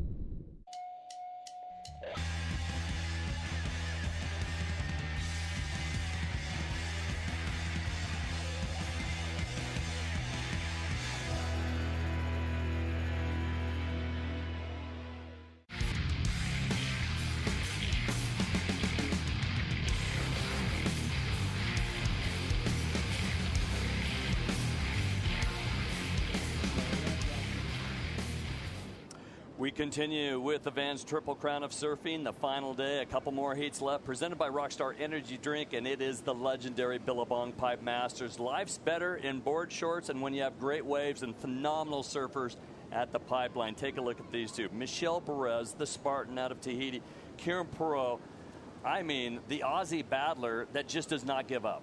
Yeah, he does not quit. He's been putting on such a clinic in this whole event, Dave. I mean, under pressure when he needs big points, he seems to get them, and he's not afraid. He's got great technique, and when a big gnarly one comes, you can bet Kieran's going to be all over it. Kieran Perot checks in at 34 years of age. His 7 years on the World Championship Tour have been pretty amazing for him. 25th at the World Cup, 13th at the Triple Crown. That is Kieran Perot. Let's go down to GT right now with Joel Parkinson. GT, take it away. Hey, thank you very much, Dave. I'm down here under the tent with Joel Parkinson, a relieved Joel Parkinson, because when you're talking about perhaps the two most competitive guys on tour, it's probably Kelly and Joel. And heading into that matchup right there, Joel, you knew your work was cut out for you. Oh, yeah. I mean, serving against Kelly is always, it's the biggest thing you can do. I thought for sure, I thought, after he got his 9, I'm like, here we go. I thought he might have peaked against John, but he was just back at it again. So Kelly got his score, then you back it up with that one kind of, not backdoor wave, but the backdoor peak on the left. Tell us about that wave first. Yeah, I don't know. That wave just came to me. I don't know. It's one of those situations where you just you forget about everything else and you're just looking down the ledge and going, am I in the right position? Am I doing everything right? It's all those you make all those little decisions and you never know what's going to happen. That was a board poke right there. Yeah, well done, man. Yeah, so it's so windy out there. It's not perfect at all, but there's some really good waves. Now, that second score, now you're in the spot. You have priority for a minute. Kelly kind of goes down the beach on a backdoor wave. You have priority now. First of all, when we were all watching takeoff, I'm like, oh, my God, is he too deep? We're all, collectively, Aki and I were sitting there just going, he's too deep. No, he's not. Yes, he is. So you get squished out of that one. Did you think you had the score? I didn't really think about it. I thought it was going to be really close, and I didn't know what Kelly had done on his wave, so I kind of thought he'd probably done a lot more than me. So I was thinking I was going to get a high 7 and not the score. But I guess you never know. When you're all covered up and it's all white, all you see is what you see. And I heard the crowd cheer. I was like, hopefully I get the crowd points. Now, looking ahead to the final, you're going to get one of these two. How do you prepare? Is there a different game plan, or are you just playing the field out there? You got to have a game plan. It's a hard thing to stick to sometimes out there because it can fall apart quite easily. But if you stick to game plan A and you end up falling down to A, B, C, D, who knows where, you just got to always be prepared that one's coming. Well, congratulations to you. We're going to let you catch your breath. A bit of relief there at the end of that heat when Joel gave up priority to keep Kelly off that one. We're like, oh, no, Kelly has at least 30 seconds. You can get one. So congratulations to you. Hey, Kelly, do you have a second to come talk to us? Come on over here. Congratulations, Joel. Well done, huh? That's Joel Parkinson right there. All right, Kelly. You have this knack for these exciting heats, okay? I don't know what it is. So, through the volleys, Joel got off to an early lead, but you answered back. Tell us about the pace of that heat and kind of where you were at throughout it. Yeah, he obviously kind of controlled it from the beginning. Got that 7 to start, and it didn't look like one of those amazing ones, but obviously he surfed it well, and he was holding kind of position from there. And then, I got that left, that 5.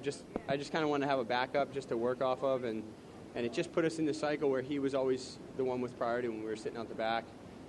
Besides that one, I got the 9 on, and I don't know. There was a bunch of waves that had that look like they were going to be good, and they just weren't quite good.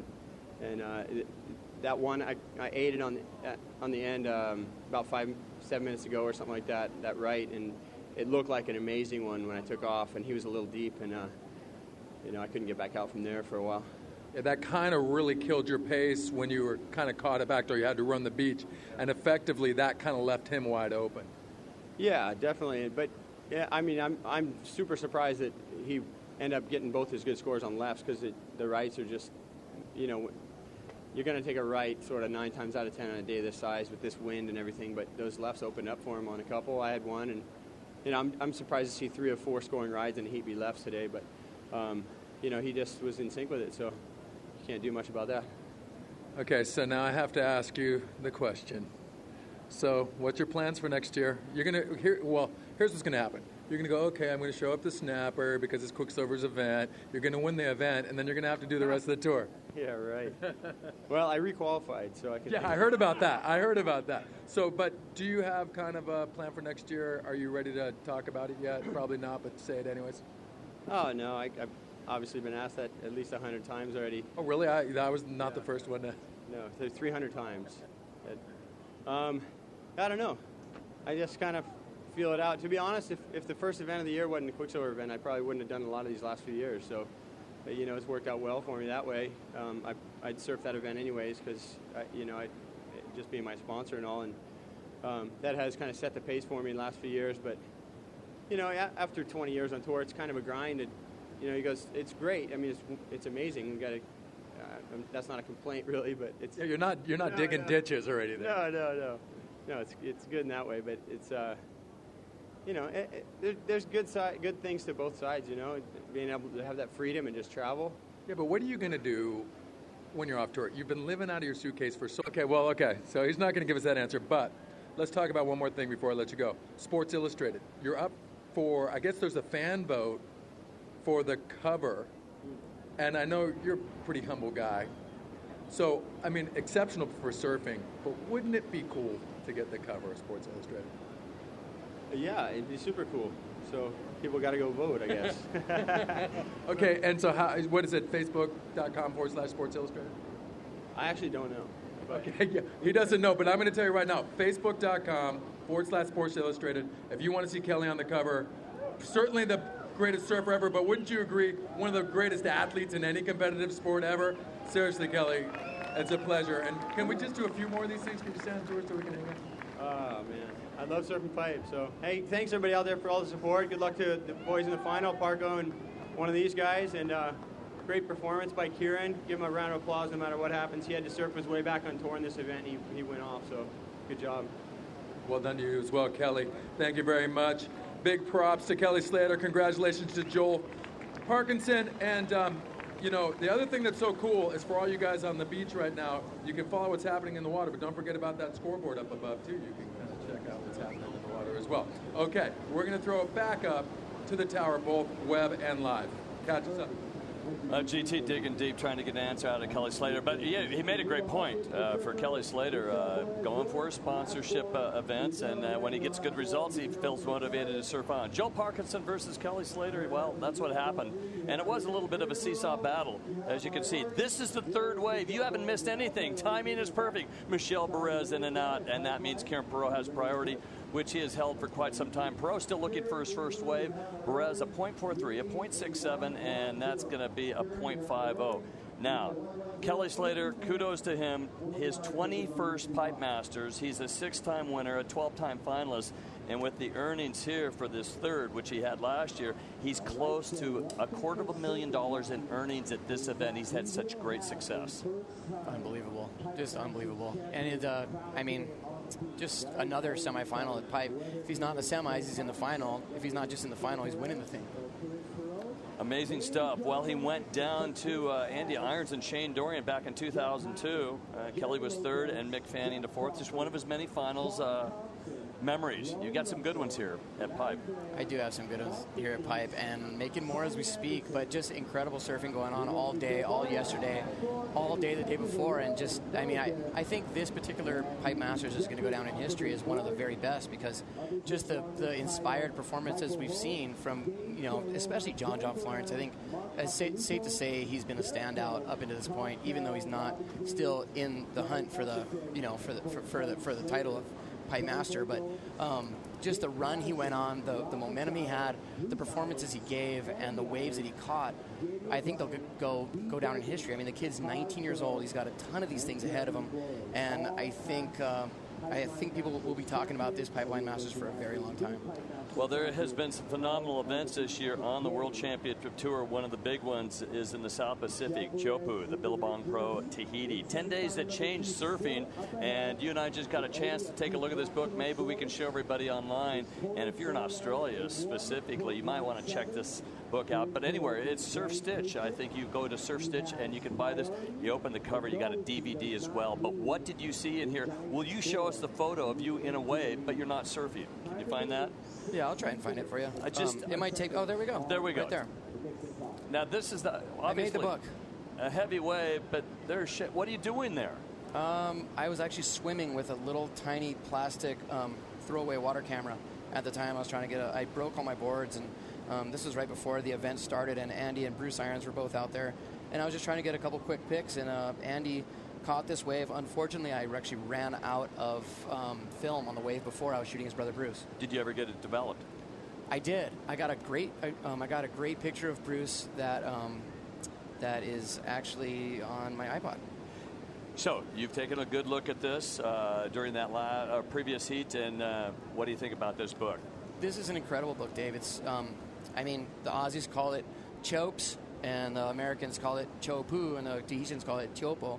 But just an incredible place. I mean, the surf spot is notorious.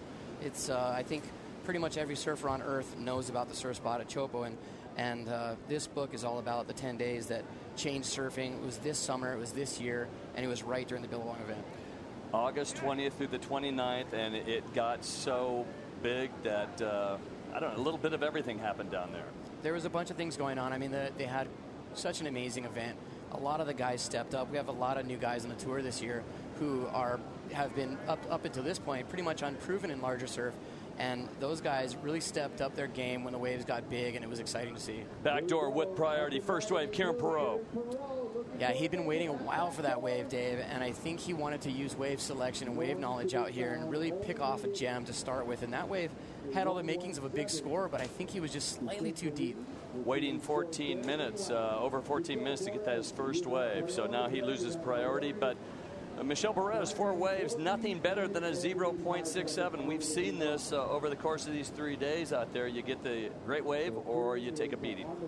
Yeah, you sure do, Dave. I mean, here at Pipeline, it's I mean, I already said it's pay to play, and if you're not willing to get beatings, then you're never going to get that really good wave. And you know, both of these guys have gotten incredible rides in this event, and both of these guys have had some absolutely spectacular wipeouts.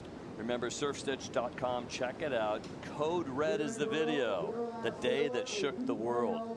Chopu, 10 days that actually changed surfing in a big way. And sure enough, another great event here.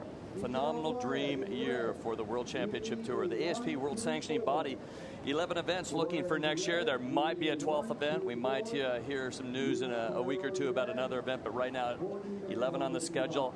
Back on the schedule is Fiji. And there's good incentive to go surfing next year. Let's take a look at the road to the final right now. How are you getting to the final? Well, we know that Joel Parkinson is already there. Who's going to make it? Well, Kieran Perot has done some damage. I mean, he's just done the gladiator, Hail Mary, I'm going after it. He's the most injured surfer out there with his foot. Michel Perez, well, he is charged as well. He sure has charged. He's been kind of undercover, though. I mean, you know, in terms of... He has. He's quietly found himself in the semis, and it doesn't matter how you get there. It just matters that you're there, and these guys are both eyeing the final. Speaking of finals, I mean, Kieran Perot last year was in the final. He was as close as you can get to winning the Pipeline Masters, and at the very, very last second, Jeremy Flores stole it away. Not big points right there. You think, where are we at? Well, we're at a place where it's either big or nothing. 21 seed Kieran Perot, number 11 seed Michel Perez from Tahiti, the 25-year-old into his third year on the World Championship Tour. Here we go. It's Perot. Yeah, it's Kieran Perot making use with no priority there, trying to stay busy now. I think he feels that enough time's kind of ticked away in this heat that he needs a couple scores. And as we see from the back door, Michel Perez up and riding, using his priority and trying to find a little nugget that's going to open up. And when it shuts down like that, even though it is a smaller wave compared to what we've seen, you still take a pounding. Can you still bounce off the reef there? It is. You can bounce off the reef right there, Dave. It's so shallow at backdoor. I mean, we always talk about the guys who only look left. They only go left at pipeline. They really don't look right. And a lot of times, those are the goofy footers just because the right is very difficult to ride. But, there are some goofy footers that love it. But a guy like Michel Perez and Kieran Perot out there, they're both regular footers. They're both going to be eyeing those rights. They know big scores can go down. And, I think the foam ball just ate him up in that one. Joel Parkinson into the final. Kelly Slater signing some autographs. But, again, a good run. And I think one of the little feathers in his cap is getting a little redemption on John. That heat right there was one of the best. It was it was quarterfinal number 2. John Florence, Kelly Slater. Very entertaining. There's no doubt about that. I mean, on paper, that was the heat to watch, and it panned out, and it was just such a nail-biter. One of the best heats I've ever seen, and Kelly not only won, but he came back from a combination situation in just the last few minutes, even though he didn't have priority. It was one for the ages. It'll go down in history, and I think it was important for Kelly.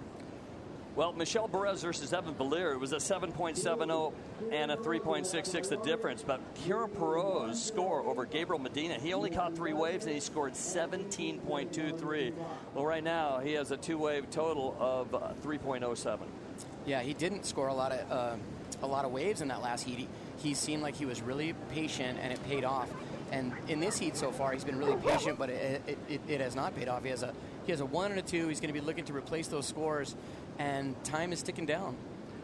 Michel Perez defeating Adam Melling in round number 3, and round number 4 defeated Evan Valier and Gabriel Medina. And here we go. KP looking back door, standing up on a frothy one. A little bit deep on that one. Can he come out? Is he going to find his way out? There we go. That was insane, Dave. These guys have been working so hard for these scores, and it finally panned out.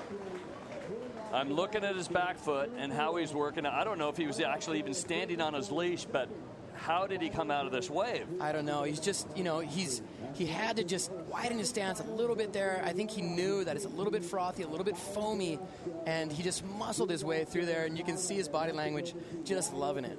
A section right here, and maybe somebody would have doggy-doored right here, but here's another collapsing section. Yeah, I mean, this is the wave of the heat so far. I mean, there's no doubt about it. That wave had all the makings of a huge score, and KP being in the right place at the right time, making it happen. Clean to his feet. Yeah, I love waves like this at backdoor. And KP, he's been out there so many times, and last year he was putting on a clinic on these rights. It was this size. He got a ton of them, and he got a ton of them even in the final, but it just wasn't enough. And he was so heartbroken last year. He was almost the pipe master. He was winning the whole heat until the very last couple minutes, right, Dave? And just a heartbreaker. He was so heartbroken. I mean, winning the Pipeline Masters is one of the most prestigious things you can do in the world of surfing. Well, a 5th place at San Francisco. He comes here and he's got to match it. He was asked to have a big score. Well, that last wave, a Hawaiian judge gives him a 9.8. Well, that's the only one, 9.8 right there. The other 4 judges 10, so he gets a perfect 10 throughout the high and low. And there we go. That is our 3rd perfect 10 of the contest. John Flores has the other 2. Amazing. And you can take a look at his heel. It was worked on this morning by Dr. Leland Dow, and he is injured, that back foot. It's all taped up. He has been trucking his way through all the way here to the semis, and he's been paying his way through in injuries. He's half of his body's duct tape. And look at this. He's going to bait him onto it, and he's got a paddle. And here goes Michel Perez needing a 9.61. Yeah, Michel needing a really big score there, and that wave just mushing down on him. And that might have been an important exchange right there for Kieran. I mean, now he's out the back. He's got priority. Time's ticking down. There's only 8 minutes left. And Kieran, with that 10, I mean, you would imagine that he'd be feeling pretty confident. Well, another person that's involved in this heat that's probably watching on the beach or on television right now is John Florence. Why? Well, the Vans Triple Crown title. Yeah, that's right. And John would be wanting to win the Vans Triple Crown title. That is as prestigious as it gets. And John, watching this heat, he needs Michel Perez to lose this heat. If Michel Perez gets to the final, I believe he's going to be our Triple Crown champion. Well, Perez in the lineup. He's been busy. 6 waves ridden, a 2.40, a 1.67. We'll see what happens there. But Karen Perot waited essentially 15 minutes to get his first wave. It turned out to be a 2.0. His third wave, a perfect 10. 7 minutes and 45 seconds remaining. Some pulses out in the lineup. It's very important to now hold priority, and we'll see what Karen Perot is going to do as Michel Perez returns to the lineup. This is one location, like Tahiti, basically. If a surfer needs a 961, this is the place to get it. It is the place to get it, and if anyone can get it, it's definitely Michel Perez. All he needs is the wave. The only problem is guess who's holding priority? It's Kieran Perot. And Kieran Perot is an incredible surfer, but even more than that, he's very, very smart. He's one of the smartest guys in the game, and he very rarely makes mistakes. And he's going to try to replace a 2.0. When he doesn't, he goes down hard, and he loses priority. Michel Perez in the lineup now. Will that replace his 2.0? Perez needs a 961. He's got 7 minutes remaining, holding priority, and that might have been a game changer. That might have been a mistake. I just said that Kieran Perot is a veteran. He's very smart. He very rarely makes mistakes, but that's very rarely. I mean, that right there was a mistake because guess what? He had priority, and Michel Perez was never going to catch that wave. And also, the wave wasn't very good. Kieran needs a little backup score, but to leave Michel out there with priority, especially with the time ticking down the way it is. I flashed on what Kieran Perot did yesterday. The most square, sickly, quick bottom turn, lightning quick reflexes. That was one of the more amazing waves we've seen in this contest. And that wave was the exact opposite. That was a painful little beating. It was a painful beating. And, at this point, I think Kieran was just looking for a backup score. Right now, his backup score is only a 2. It's a very little score. So if he can even get like a 4 or a 5, Michel will need a combination. We'll see if he gets out. Michel Perez looking for a 961. He is not afraid to go for the big, sick barrel. And he goes, look, if Kieran Perot can get a 10, I think I can get a 10 too. Well, that's what he's going to look for. A 961 minimum, 5 minutes and 50 seconds on the clock. Well, at 11 o'clock in about 4 minutes, you want to check a look on the website. Hawaii's new crop. North Shore locals point out the future of Hawaii surfing, and it looks pretty good. Add some new media that's going to be posted on the website. And at 12 o'clock, the Turtle Bay Invitational Golf Tournament presented by Bud Light Lime. Check out what's going on. Check out what happened. Sean Moody, Kelly Slater, Keiko Balcasso, Freddie P., and all the others charging on the golf course where they should have been practicing out. No. Just getting away from the surf for a while, let the sand get off the reef, let the masses take to the lineup. They played golf, and then they went out for an evening surf. With you. With me. I was out there. Did you play golf? I did not play golf. Golf is not one of my strong suits. Bows and arrows. You've got 2 quivers. You've got a quiver of surfboards and a quiver of arrows. I sure do. And they're both very, very important to me. And luckily, I won some prize money in this event, so I can buy some more arrows. That's it? Yeah. I think your wifey Pooh's probably already spent most of it. No, I have a rule, Dave. I have a rule, and the rule is if I make money in a surfing contest, because I very rarely do surfing contests, that money is spent on bow hunting trips. Really? Oh, yes. Well, that's a good one. And that's contract. Hey, look at this. And Jerry Lopez knows that guy. Yeah, that's Rory the Dog Russell, absolute classic. I ran into him to him this morning, and I think he had about 4 or 5 cups of coffee. He was frothing. He's frothing. Looks like he's got a board. Maybe we're going to send him out. When in doubt, send out Rory Russell and Jerry Lopez. That would be cool. Speaking of frothing, the Aussies have got to be frothing to possibly have 2 Australians in the final. That would be insane. There's Rory Russell on your screen. Rory Russell, the dog. And he is a surf enthusiast. There you go. Yeah, wave to everybody, Roy. Oh man, he's got that. He's kind of the voice and the charisma is kind of like Chris Davidson, right? He is. He's like an older version of Chris Davidson. And look at that shiny lightning bolt straight out of the 70s. I don't know what's more straight out of the 70s, Roy Russell or his surfboard. Beautiful stuff there. 3 minutes and 45 seconds remaining. Anxious moments for Michel Perez.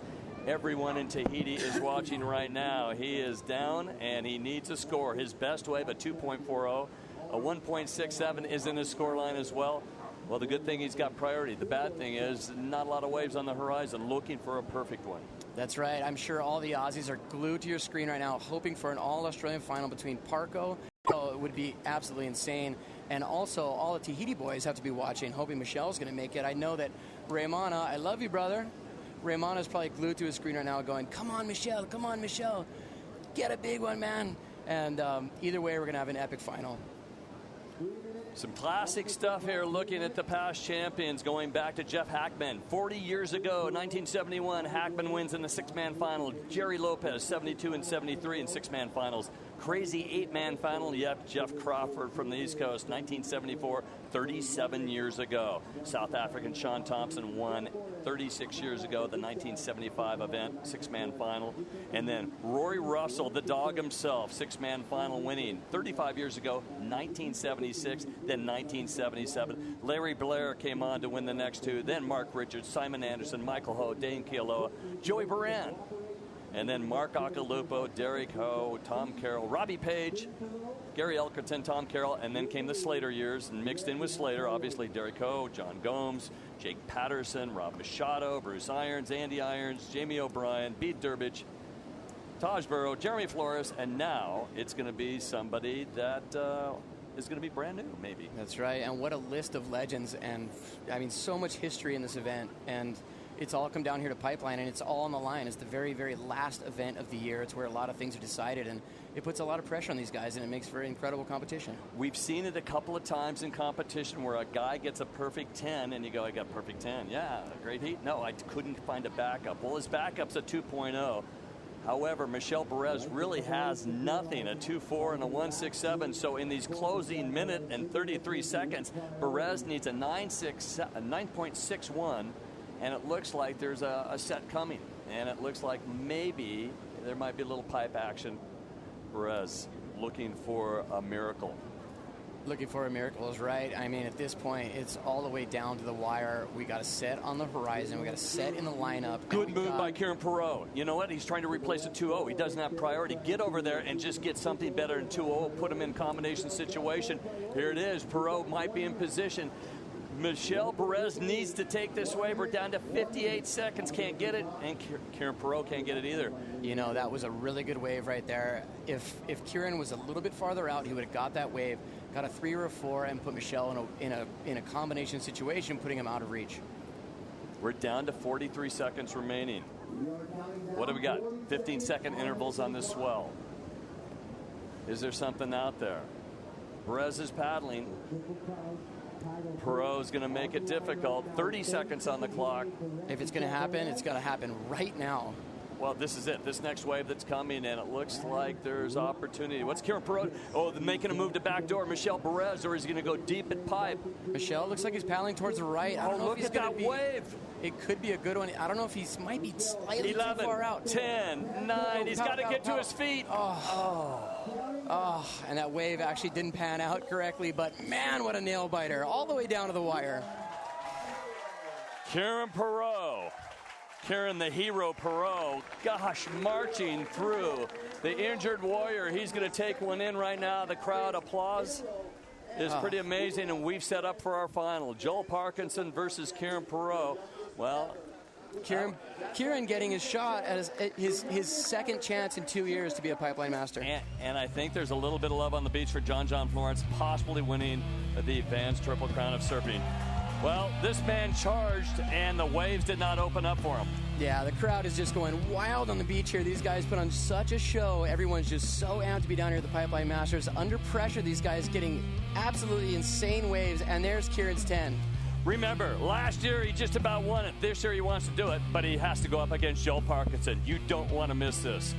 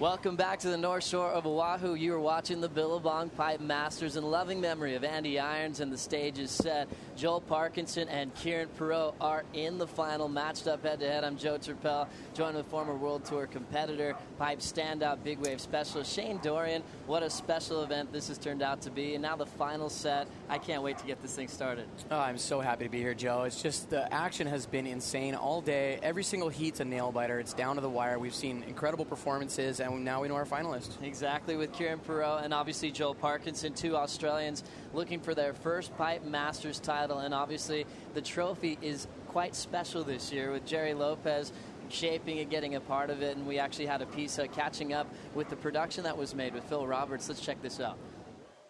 I'm Phil Roberts, a longtime surf artist, and I've created the 2011 Billabong Pipeline Masters Surfboard Trophy in memory of Andy Irons. And it's a Jerry Lopez 7'2" pipeliner gun shaped by Jerry.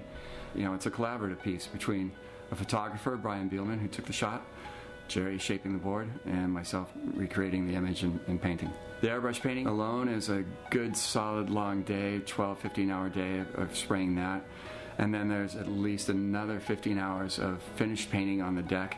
And then I think I have added probably a good 12 hours in silver leafing the entire board. And that's just my time. It doesn't include glassing, glossing, and then Jerry shaping. I look at it as a fine art and a collectible.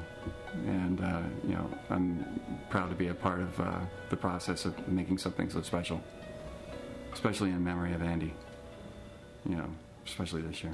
Welcome back to the Billabong Pipe Masters. We're getting that much closer to the final, the last heat of the day, the last heat of the contest and the entire season. We have Joel Parkinson versus Kieran Perot, two regular foots. And Shane, I heard you and David kind of looking over the history of the past of this amazing event. And the last goofy foot that won this event was back in 2000, being Rob Machado. Is there any scientific reason for that? Why do you think it's been dominated by regular footers in the last decade? Well, you know, I mean, for one thing, I think there's a lot more regular footers on tour, so it kind of skews everything in their direction to start with. But we've had over the years some incredible goofy foots, amazing surfers out here at Pipeline. The list is way too long to name, but I mean, over the past decade or so, I think in the 70s and the 80s, it was a lot of goofy footers, guys like Jerry Lopez, guys like Rory Russell, and then in the 80s there was a lot of guys like Derek Ho and Tom Carroll, all these guys that were so dominant on their forehand. But it seems like equipment over time, especially in the 90s, when the boards got a little smaller, a little more refined, a lot more rocker. So it seems like the surfing approach has been completely different in the last 10 to 15 years or so. Pretty exciting to see. Let's check out the top 5 waves of this event so far leading up to this final stage, because it's been incredible to watch so far. Rolling right into it, Kelly Slater with the handprint board. We've seen this one before, huh, Shane? Yeah, I think that board's pretty old, actually, but he looked good on it. He looked really, really good. It's a long board for him, actually, at the moment. He's always on a little tiny board, but he did an amazing job. Amazing bottom turn. He was just backed on his heels, and then how's that stylish cut back to finish. One of the best waves of the event so far, and this was kind of the first real tube he got. He joked around about it with GT. He had some low-scoring early rounds, and then had got the job done with that. Look at that composure in the barrel. That's what you expect from the 6-time Pipe Master. Eliminated in the event in Semi 2, so he's going to look back and remember that glory barrel for quite some time. Then John Florence, who was just crowned the Vance Triple Crown champ. Check out this wave, Shane. Yeah, he absolutely stormed through this event. He had everyone on their seat, the whole local crowd freaking out around the world, people just wanting to John to win this Pipeline Masters. He was on such a tear, seemingly unstoppable, and then, anything could happen. We went into this final day as the top 3 scores is 9.93 before. Now he locks in a perfect 10 for this one, Shane. Yeah, I mean, he had just these 10s were just incredible. Just the subtle little details that he had going on with the no grabs, with the stalls, with putting on the brake, with the doggy doors. I mean, he pretty much had it all. I love this angle from the Billabong house. He lets go of the rail, stands up tall, grabs it at the end of that wave, and just gets flying out of the barrel. Look at that face, so calm and comfortable in any kind of size out here. This was the 10-point ride he got on the first day, Shane. This was a little 2-for-1. He got a nice little barrel off the top, dumped his speed, and got this little sandbar barrel right at the end, right at Aukai Sandbar. And that's right in front of his house. right there. Look at that, keeping that high line. He had to exit high, trim some speed right here off the top, and then sets up another inside section where it opens up. Look at him just dancing with it. He'll take his hand off to let go of the rail, liking it, shows the crowd that feeling. And then more recently, Kieran Perot getting the perfect 10. Yeah, that was a classic wave backdoor right there. And Kieran just knowing that wave right when it came in, it had the look, it had the line, and that one stayed right open for him. Well, 310s in this event, Shane. I mean, that's maxed out on the scale. What's your favorite? I think it had to be that John one with the double barrel. That was a huge wave. It was a 10 to 12 footer. It almost broke in the second reef. He got into it, pulled in, and then dumped his speed and got that second barrel. And if you see John claim something, you know it's worthy. Oh, exactly. As we check out the top 5 waves on your screen, Kieran Perot way out in front with the 10 that we just saw. But the other day, John Florence threw a 10, and then the first day, another 10-point ride. But you got to love all those Hawaiian flags right in the middle there for John Florence, taking that Triple Crown, and Kelly Slater getting in the mix right at the end there. So pretty classic to see. Look at these top 5 event scores. John Florence leading it once again, near perfect, getting close to that perfect 20, which we have seen recently in this event. Thinking about Joel Parkinson and his run, he's the guy who's actually had a perfect heat out here just a few years back. Let's check out, Shane, how he made it to the final here.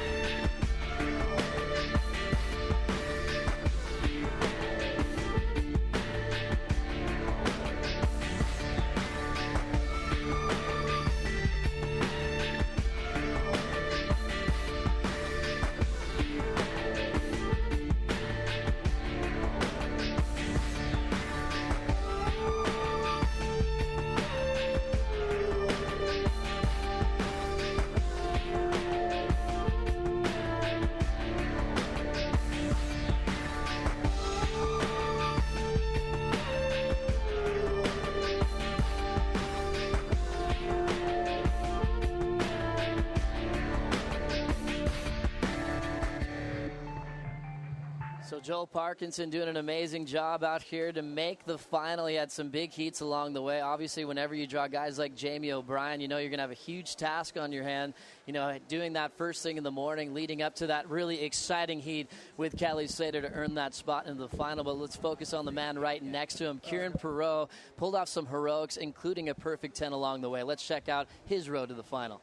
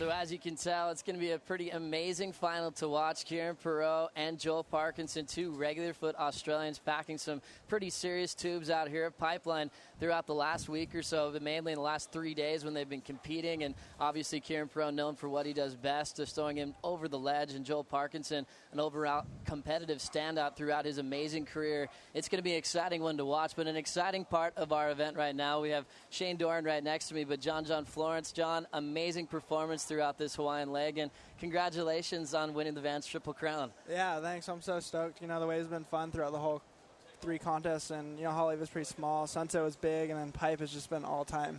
You said you felt a little bit of pressure going into this event, being the ratings leader. You didn't look like you had any pressure at all on you, and right now, how does that feeling of releasing that pressure? And you got not champagne, but the sparkling cider's busted open. Yeah, just watching those last couple of heats, and I love Michelle. He's a great surfer, but just being that close to that, just the Triple Crown thing, and the last heat was stressful. And where were you watching it, and who were you watching it with? We were watching it from the Johnsons, just with all my friends, family, and just everyone was there, and they sprayed me down with beer and champagne, or the fake champagne. That's right, fake champagne. We'll wait a few years for that. Obviously, we know you're an amazing pipe specialist, but talk about how you like Sunset and Haleiwa the first couple of stops, because obviously you're pretty dominant over there too. Yeah, Haleiwa was small. It was like small little lefts, good air sections and stuff, and it was fun. It was hard. Everyone was surfing so good. Nat was surfing good, and Evan Geiselman, and all those kids were just ripping. And then Sunset was just big the first day, still big the second day, and it was just bombing through that whole event, and it was fun though. And Shane, obviously, competing through this event for so many years, people put that Triple Crown right up with a world title. Yeah, I was going to ask you, John. Just growing up in Hawaii, you've been here at Pipeline for years.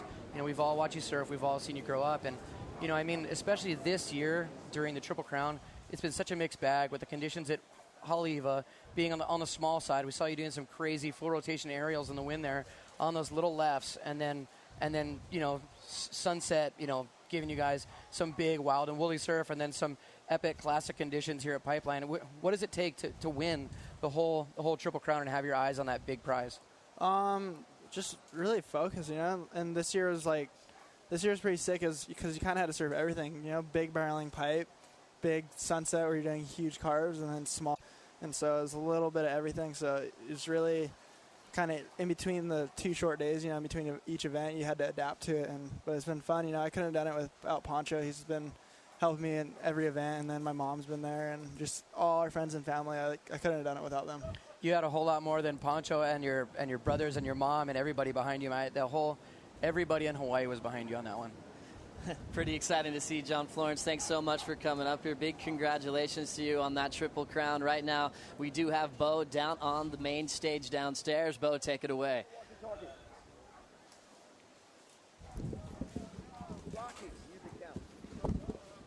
Ladies and gentlemen, welcome to the 2011 Billabong Pipe Masters in memorial of Andy Irons, presented by Rockstar Energy.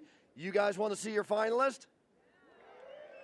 Come on, you guys want to see your finalist? Come on up here, guys. Ladies and gentlemen, in the blue jersey, Kieran Perreault. And in the red jersey, Joel Parkinson.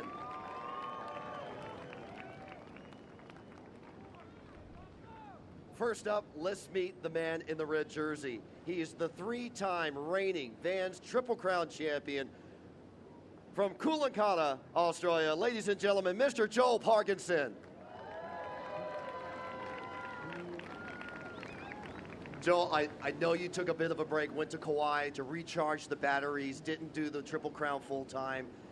You've won Haleiwa, you've won Sunset 3 times, you've won the Triple Crown.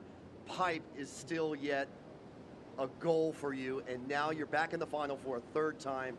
Tell us what you're feeling. I'm feeling good. This would be a dream come true, to stand here on a great pipe event with a Pipe Masters trophy would be all time. How exciting is this event for you in the past 3 days, watching just epic, perfect barreling pipe, and then going through today, defeating Kelly Slater on your way out here into this final? This has been the best pipe event in a long time.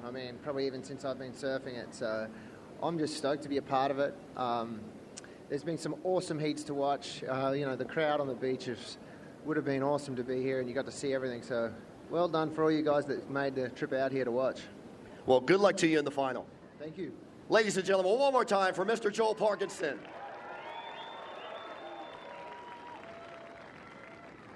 Next up, he was in the final last year, and he had almost won this contest if it wasn't for Jeremy Flores.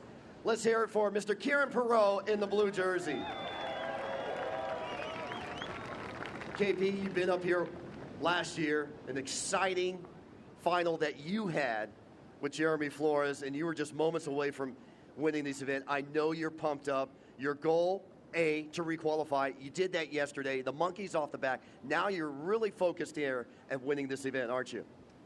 Oh, for sure. It's it's everyone's dream. You just want to pipe is kind of the ultimate, I guess, in on tour, and so it's great to be back in the final, and I'm just enjoying it. It's been such a good event for me, and really looking forward to surfing a heat with Joel, and couldn't have dreamed of a better guy to have a final with. So it's unreal, and the support's been amazing. So the waves actually look like they're getting better too, so that's going to be good. You caught that classic 983 yesterday, and your emotion in the water was just of joy because you requalified through yesterday's transition. Talk about the 10-point perfect wave at the Billabong Pipe Masters in your last heat. Yeah, I actually thought it was going to sneak underneath me, and I was paddling really hard because I could see it was doubling up. So we hadn't had any scores in that heat, and I'm sure John was probably sitting up there pretty nervous. It was real low scoring, and I just wanted to get anything, really. And I saw that thing. I knew it was going to be good, and I had to get into it. And I kind of got one section at the beginning, and then it was running pretty long, and I had to pump through that next bit. And I actually didn't think I was going to get a 10, but I'm glad I got one. I'm stoked. Last question. Your injury on your right heel. How are you doing, and how are you getting through this? What injury? Oh, what injury? I don't see an injury. Parko didn't have an injury last year. Ladies and gentlemen, Joel Parkinson, Kieran Perot in the 35-minute final. The winner, $75,000. Good luck, gentlemen. All the best to you. Cheer them on as they go out into the water. One more time, Parko and KP. Back up to you in the booth. Thank you very much, Bo. We have Kieran Perot and Joel Parkinson walking through a very excited crowd here. It is packed to the gills here at the Bonsai Pipeline. It's getting really, really exciting as we get close to this final stage. As we'll clear the lineup, we are going to take a short break, but don't go anywhere. The final will begin right after this.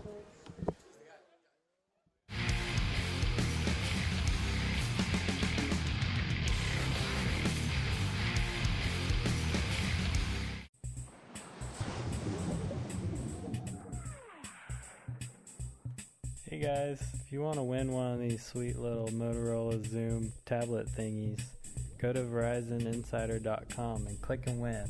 You!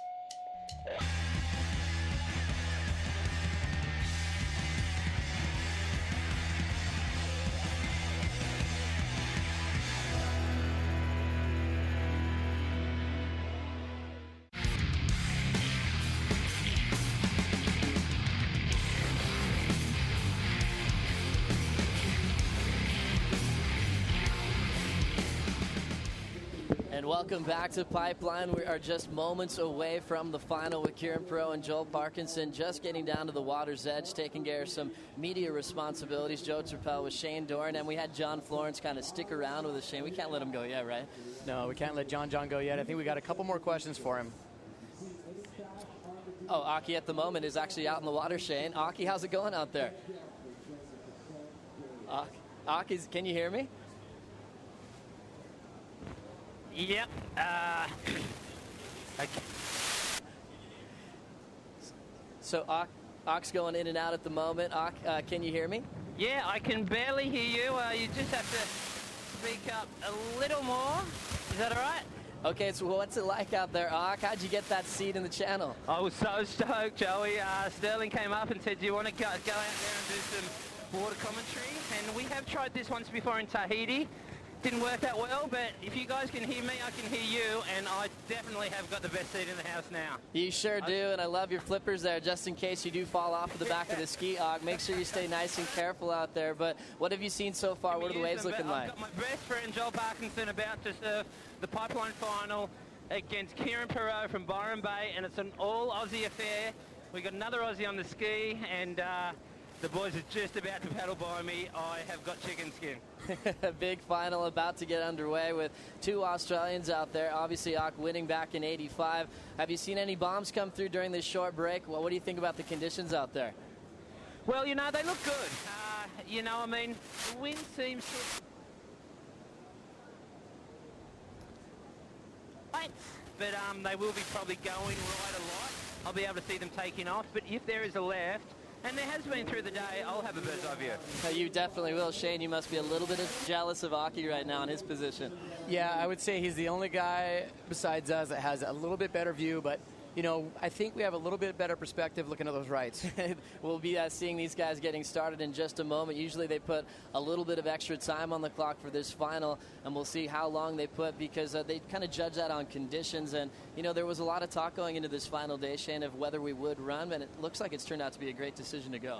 It has. It was a little bit morning sick this morning, a little funky and a little bit chunky, but, you know, I mean, now the sun's up, the wind's blowing nice, things are settling down a little bit, getting a little bit more organized, and, you know, I mean, the scores are proving that these guys are getting great scores. We had a 10 in our very last heat, and I think it's going to be an epic final. John, while I got you here, before you take off, but before we start this final, I was just curious, we saw you get so many good waves in this event. You were, up until you got knocked out, you were definitely the standout performer. There were so many memorable waves. Was there one that really stuck out? Yeah, I think the one that really stuck out was that first 10 I got, and I think it was my first heat, and it was that double barrel. That thing, I don't know, you don't get those too often out here it's usually just one big long barrel, you know, and that one how it just dropped in the sandbar and then went to the sandbar section, and I was stoked. That was insane. To see you claim it is something very unusual, and to see that was really awesome. Yeah, you know, I got pretty caught. I don't really try not to claim waves that much, but I got pretty caught up in the moment, and everyone was yelling. Well, either way, congratulations on Triple Crown Champion 2011. Unbelievable effort. Classic effort, John. Thanks for being with us. And before we let you go, your predictions on this final. Joel Parkinson, Kieran Perot, you've been watching these two surfers your entire life. What do you think? I don't know. It could go either way. You know, the waves are, it's like, with how the waves are right now, it could go either way. You know, Kieran got that 10 in that last heat. Parko got those two scores in the heat before, and here they go right here. Look at this hassle for position. Joel Parkinson coming up with it. Parko, Shane, a guy who's known to never give up that inside. That's right. He's one of the steeliest competitors out there. Very, very ruthless, very, very cunning. He will try and sell you on a bad wave any chance he gets. And any good wave, he will not give you an inch. So right now, Joel Parkinson drawing first blood. Kieran Perot will be out the back with priority. They did put 35 minutes on the clock for this finals to give him plenty of time, just looking for a couple of big bombs out there. Parko did just come off that big win against Kelly in the semifinals. And John, you had to surf against Kelly earlier in the morning. We'll ask you about that heat, but we have live action here, Shane. Yeah, up and riding Joel Parkinson. Give it another go, but that wave closing out as well. As we see Kieran Perot out the back, the patience game has worked for Kieran so far in this event. And he had a heat earlier where he only caught 3 waves, but 2 of them were huge scores, and it was one of the highest scoring heats of the day. Kieran on fire, just feeling. You can see on the stage the emotion as he's done it again, backing to back, making the Pipe Masters final again is such a heroic effort. But John, thinking about that heat this morning that you had in the quarters, you had some insane waves in that heat. Looked like you had complete control at the start. How did that feel for you throughout that entire quarter? Yeah, it was sick. You know, the waves, it's like got that kind of north wind on it, so you kind of got to. You can't really tell which one's going to be a good one. Some of them shut down, some of them stay open. So you kind of just got to keep going on waves, and hopefully you get a good one. And, you know, I got those 2 good ones, and then Kelly got those 2 good ones in the end. And, yeah, ended up beating me, but it was a fun heat. Classic one to watch as we've made our way here to the final. A couple of quick scores for Joel Parkinson, a .73 and a .6. And it looks like Kieran Perot is moving his way out the back, Shane. Look at this wave coming. Yeah, it looks like in blue we got Kieran Perot having a look at this left and not liking what he sees. So a little soft one just going unridden there. John, did you see scoring potential on that? I know you could take off on anything and create something there. No, that one had that kind of, like I said, that wind-blown section coming into it and just kind of crumbled. So wise decision to hold off in this one now with 32 minutes and 22 seconds remaining. Jeremy Flores winning this one last year, and Kieran Perot unfortunately losing. Shane, a lot of people talk about that final last year, and they kind of say Kieran made a big mistake in that final, and he kind of let that title slip between his toes. He did, I mean, when you're under fire and you're out there and in the moment, sometimes you have to make a choice in just a split second, and it's hard to make the right one, and Kieran did. He made a subtle decision to not go on a one wave, and it cost him dearly, and now he has a second chance to win the Pipeline Masters. Kieran Perot up and riding live action, stalling, trying to slide into this pit. He will come out with the spit, looks at the beach and kicks out. He is feeling good. He's got the best wave of the final so far, as Parko will now have priority, so we know what he can do at backdoor. That's where he comes to perfection, but a little jam up in the way he can stall. What do you think about this replay, Shane? Yeah, here we go. Kieran just playing the patience game. It's what's paid off for him all the way through this event, and you can see him dragging his butt, dragging his body, stalling as much as possible. I think he played his cards right on that one. Smart move there, and obviously, John, you're a regular foot. Talk about stalling techniques as you look at this replay from Kieran Perot. Yeah, I was watching the seat earlier, and he had two good waves that he really stalled on and really getting deep, and I think being backset out here kind of has an advantage, just like getting into those things and being able to hook it underneath and then stall. So nicely done for Kieran Perot. Great rail work as he kicks out, and they'll be putting a score into the screen. Looks like Kieran's not going to waste any time here, Shane. Yeah, it looks like a little nugget. He just got behind that. Wow, he made it out. He was as deep as he could have been. Away from him, he's taking charge at the very start of his heat. John, probably a similar tactic you'd want to do out here in the final. Yeah, for sure. Any kind of scoring potential wave out there is good, and that thing was sick. Had a good little wedge to it. Great positioning for KP, and we'll watch him come out nice and clean with tons of momentum here. And thinking about the conditions kind of trimming down on this final day, Shane, do you think board changes would be happening in the final? Do you think it's going to be sticking the same from what we saw early this morning as the swell fades? The swell is fading, but really the waves with the best scoring potential are still pretty big, and I think they'll probably be on the same equipment that they were this morning. But I was going to ask you, John, that wave that Kieran just got, it was banding a little bit more out of the west, creating a real wedge, and with this northerly wind, it seems like those are the ones that are going to, like the wind almost seems like it helps those rights stay open. Yeah, those things have those peaks to it, and you really can't get a score on those ones unless you're coming from behind it. Like, I had one wave that kind of made a mistake on my last heat. I took off on the shoulder and had to airdrop and bottom turn up into it. But really, unless you're like coming from behind and early into those things, it's just not going to do it. So Kieran Perot doing a great job getting that vision. And Aki, I know you're out in the channel. How did it look for you? So we're catching up with Mark Akalupo. He's got the best seat in the house. Aki, my friend, how did that last two from Kieran look for you? Well, you know what? It was pretty good. I mean, it was a left, and, it was like a typical Kieran that he's had all day. I mean, he took off pretty deep. He didn't get super deep, but the takeoff was critical. It looked great from this angle. There's no doubt about that. But, Joel's just got to be patient. He took those couple little waves, and then Kieran got that wave. You guys can tell me the scores, but it looked like about a 6 or a 7 to me, but it looked great from this angle. Well, solid call there, Ak, because he opened with a 7 and then backed it up with a 6.17, so a 7.0 for this ride here for Kieran Perot, Shane. And how do you think about the scoreline so far from the judges? Well, it's safe to say that Kieran Perot is in the driver's seat at this stage of the game. He's got two pretty solid scores, and, if you ask me, you really don't want to be playing catch-up, but the one guy who plays catch-up pretty good is Kelly Slater, and he's sitting to my left just joining us in the booth. Welcome, Kelly. John Florence is going to continue to celebrate. Kelly, what are you thinking about today? That you had an amazing heat with John Florence early this morning, and the talk was that you actually were kind of worried about the conditions today. You ended up getting some gems out there, though. Yeah, in the end, I was happy, but here goes Parko on a little left. Looks like a little bit of a funny decision right here. With priority. We've seen a few of those. We've seen a few of those today. A funny decision with priority. John had one in your heat. In my heat, yeah. You actually needed a score. He was in the lead, and he had priority, and he went on a wave that you couldn't even have caught. Yeah, I was like on the shoulder of that, and it was super peaky anyways, and I just knew when he turned around he couldn't better one of his scores, so, that's what we call a rookie move, and he was probably just excited to be surfing, and he might not have been thinking about that aspect of it, but, then that one popped up with like a minute and a half left, and I had a funny little entry into it. It sort of broke ahead of me. I had to go around the first section and pop up into it, and then try to stabilize my line, not get too high. When you come off the bottom real hard, you end up going high on the wave, and then you get going with so much speed you can't stall. So I was trying to sort of maneuver, but having a small board helped. But it was just a mistake on his part, and he had to sit there for the last 2 hours stressing out.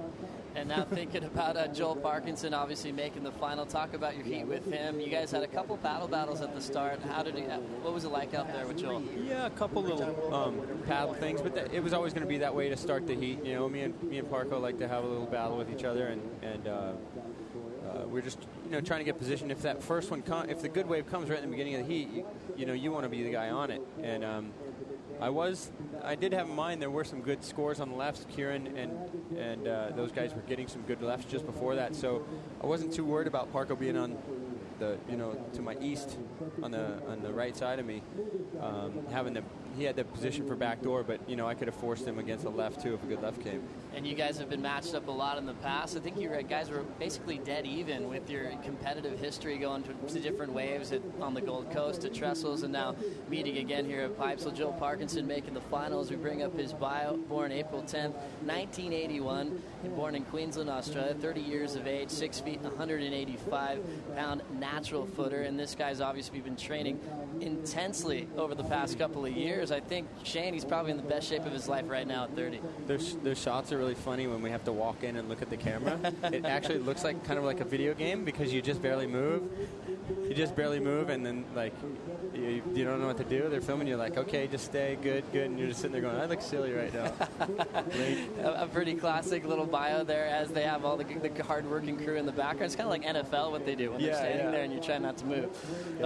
Full rain on the beach now. Luke Egan's not phased though, huh, Shane? He's not phased. A little bit of a rain squall, but his boy Joel Parkinson's out in the water in the Billabong Pipe Masters, and he ain't going nowhere.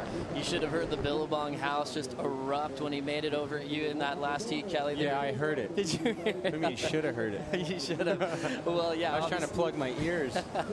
They absolutely erupted, and right now we have a vicious rain squall. I'm worried about Aki out there, Shane. I'm worried about Parko as well. I mean, you got to say that if Kieran Perro would have known that this rain squall was going to come, he would have tried to get a really quick start, and he did get a really quick start.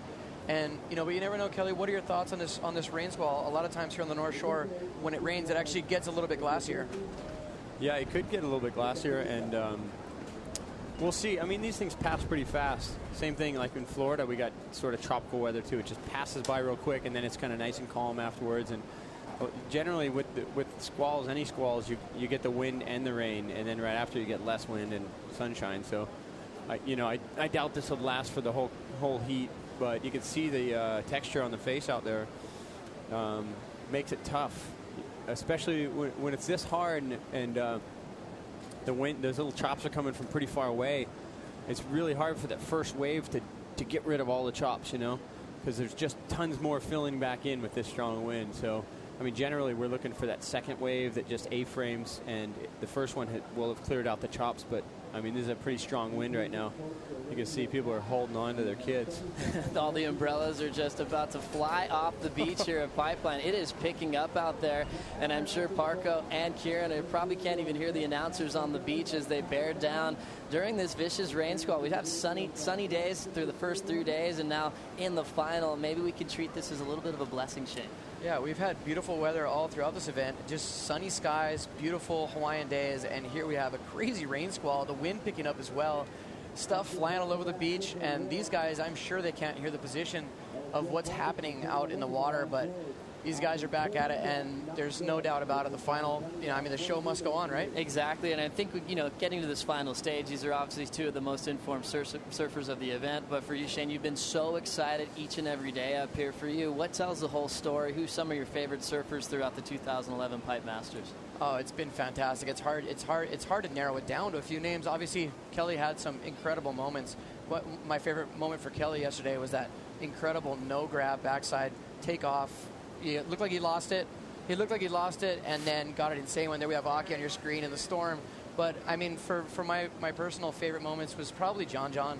He was probably a sentimental favorite to everybody in Hawaii. I'm sure he had a lot of people pulling for him, but just to see his run, just to see him stepping up his game so much. He's been strong out here at Pipeline in the last couple of years, but it seems like every time he paddles out of Pipeline, he just gets better. Unbelievable to see his performance, and a well-worthy champ of the Vans Triple Crown. John Florence is going to continue to celebrate, even though he's underage. You have the sparkling cider up here. Just a class act out here at Pipeline, as he will probably be taking over. We have 21 minutes and 55 seconds on the clock here in the final. Kieran Perot with a 7 and a 6.17. Joel Parkinson has a subtle combo right now, and it looks like he has a little bump heading his way, Kelly. Yeah, tiny one. There's not much wall in this, and I'd be really surprised if he went. Looks like San Francisco out there. I told them not to run today. They didn't listen to me. Actually, look, as I say that, it's getting sunny. It's already sunny at Aokai on our right, and the wind has calmed over there. So just as quick as it starts, it stops, and we'll see. It would be interesting to see if, does Kieran already have the points to win the Pipe Masters? He might. I mean, it was pretty smart on his part to just get that quick start. He kind of paddled for a wave with priority, and it wasn't a good wave, and kind of blew his priority. But that put him into that hunting phase with second priority, where you don't have the choice of the wave. And he got his little left, and then he got a little right, and it was just a 7 and a 6-1. Real quick, and bang, next thing you know, he's in control of the heat. I mean, if Parko gets a 5 right now, he's going to need an 8. So it does put Parko in a position. A 5 is actually not a bad score out here today. You could easily see guys go out there and get less than 2 5s in the heat, because there's just not a lot of great waves. But they're they'll find them. Parko's been pretty sly with these rights. He's been nailing a few and definitely finding the secrets out there. There's a couple little gems. It's almost been a sly year for Joel Parkinson. I mean, he got into the number 2 spot. He clinched that spot on the ratings, but obviously that big win at Bell seems like Parko here. Here we go, Kelly. Why don't you take us through this one? Well, he's on that weird part of the reef right there. There's kind of see how it's chandeliered and closed on him right there. That might be a little bit of just not quite perfectly knowing the reef. Here goes Kieran on a bigger one. He'll charge anything, and this thing might slow down and start to barrel. He kicks out and doesn't go for that extra part, but he didn't waste anything there. But the one thing about surfing out here a lot is you learn there's right inside, just inside from where that boil is. There's a boil there because there's a deep spot in the reef, and the water all wells up when the swell passes it. And right through there's a vein of deep spots, like a trench. Yeah. And so when you take off right behind that boil spot going right, it's always going to pinch first and then open up. And the ones that are just too small won't stay open enough to get through it. As we see the beach now, thinking about the scenario, Kelly Slater setting the stage along with Shane Dorian to my side, both amazing competitors throughout this event. And like we said, the rain squall passes, the sunshine is back, the lineup looks extra groomed for the next 19 minutes. KP is already thinking about another one out there, Shane. He's been catching a lot of waves throughout his heats, and he's a guy who had to start all the way back in round 2. He had an amazing performance in round 4, and he hasn't lost a single heat all the way through. He hasn't, and it's just been amazing to see KP. He's aging like wine. It seems like he's getting better every single year, and it's he's battled tooth and nail to get through each and every one of his heats, and he's had an insane performance all the way through, and his waves really stick out as some of the gnarliest, most technical waves throughout this whole event. Yeah, it's been that heat with Shane yesterday. You saw Shane caught that massive one to start the heat, and Shane, when you took off, you got so much speed. You probably ran a little faster than you wanted to. You probably could have got a 10 on that if you were able to stall from takeoff. But you had so much speed coming down. And then Kieran's one, he took off at straight down. You kind of angled more on yours, and hit just where he was. He said he looked back and saw you behind him, but figured you were too deep. And he goes, I just was going to go no matter what because I thought I was in the spot. And when he took off at such a straight angle to the beach, and when you get to the bottom, you guys will see that in the highlights package. When he bottom turns, he had to jam it so hard and so fast, and it actually was good because it didn't really speed him up. It brushed off some of his speed, and it angled him up just enough to stall into the lip and stay back in it. Well, he actually needed to win that heat to make the tour. Yeah, to stay on tour. Yeah, to stay on tour, which from a fan's perspective, it makes you never want to be in that precarious situation where you're Kieran Peril coming into the Pipeline Masters and it's like, hey, look, KP, you need to make it all the way to the quarterfinals in order to stay on tour for next year. That is a daunting situation, and to see Kieran's face after that heat, I looked at him and went, Kieran, what's it like? You needed a huge score and you get a 9.8 when it counts. What's that like to make it on tour? And he was literally crying tears of joy, and to see that kind of happiness was just incredible. An absolute classic one there. Kelly and Shane reflecting back on round 4, heat number 4, where Shane had Kieran Perot in that heat along with Taj Burrow. And I think the sun's out. We might be able to get some words from Aki. Aki, can you hear me? Yeah, boys, Joel just pedalled by me and he actually ate it going right there. He hurt his elbow and he said it was pretty sore. So I just told Joel, I said, at this point of time, you really got to just be patient and just go after good waves. Kieran's got... So Aki giving us the message from the channel. I think we just lost him there, but saying that Joel Parkinson actually hit his elbow on the reef on that last replay, and it's feeling very, very sore. But I think if you're going to have anyone in your court in the lineup, Aki's going to bring you that positive element and make you get back out there, and Joel's going to forget all about that pain. There's one guy in the lineup with him that's not going to be, feeling sorry for him at all, and that's a guy who's literally bleeding, waxing his board before the heat, and that's Kieran. He's got duct tape all over his body. I guarantee he's more hurt than anyone in this contest right now. He hurt himself pretty bad on a wave he didn't even need to go. Even his wife was like, I can't believe he took that wave. But she's like, you just don't stop, do you? His strong point is not pulling back. Yeah, his strong point is... And, Shane, pulling back is not his strong point. Pulling back is not his strong point. There actually is another... there's another rain squall coming. I was going to say, you talked about Kieran being that guy in that position. There were a couple guys in that position. Kai Otten, I think, needed to... what do we got here?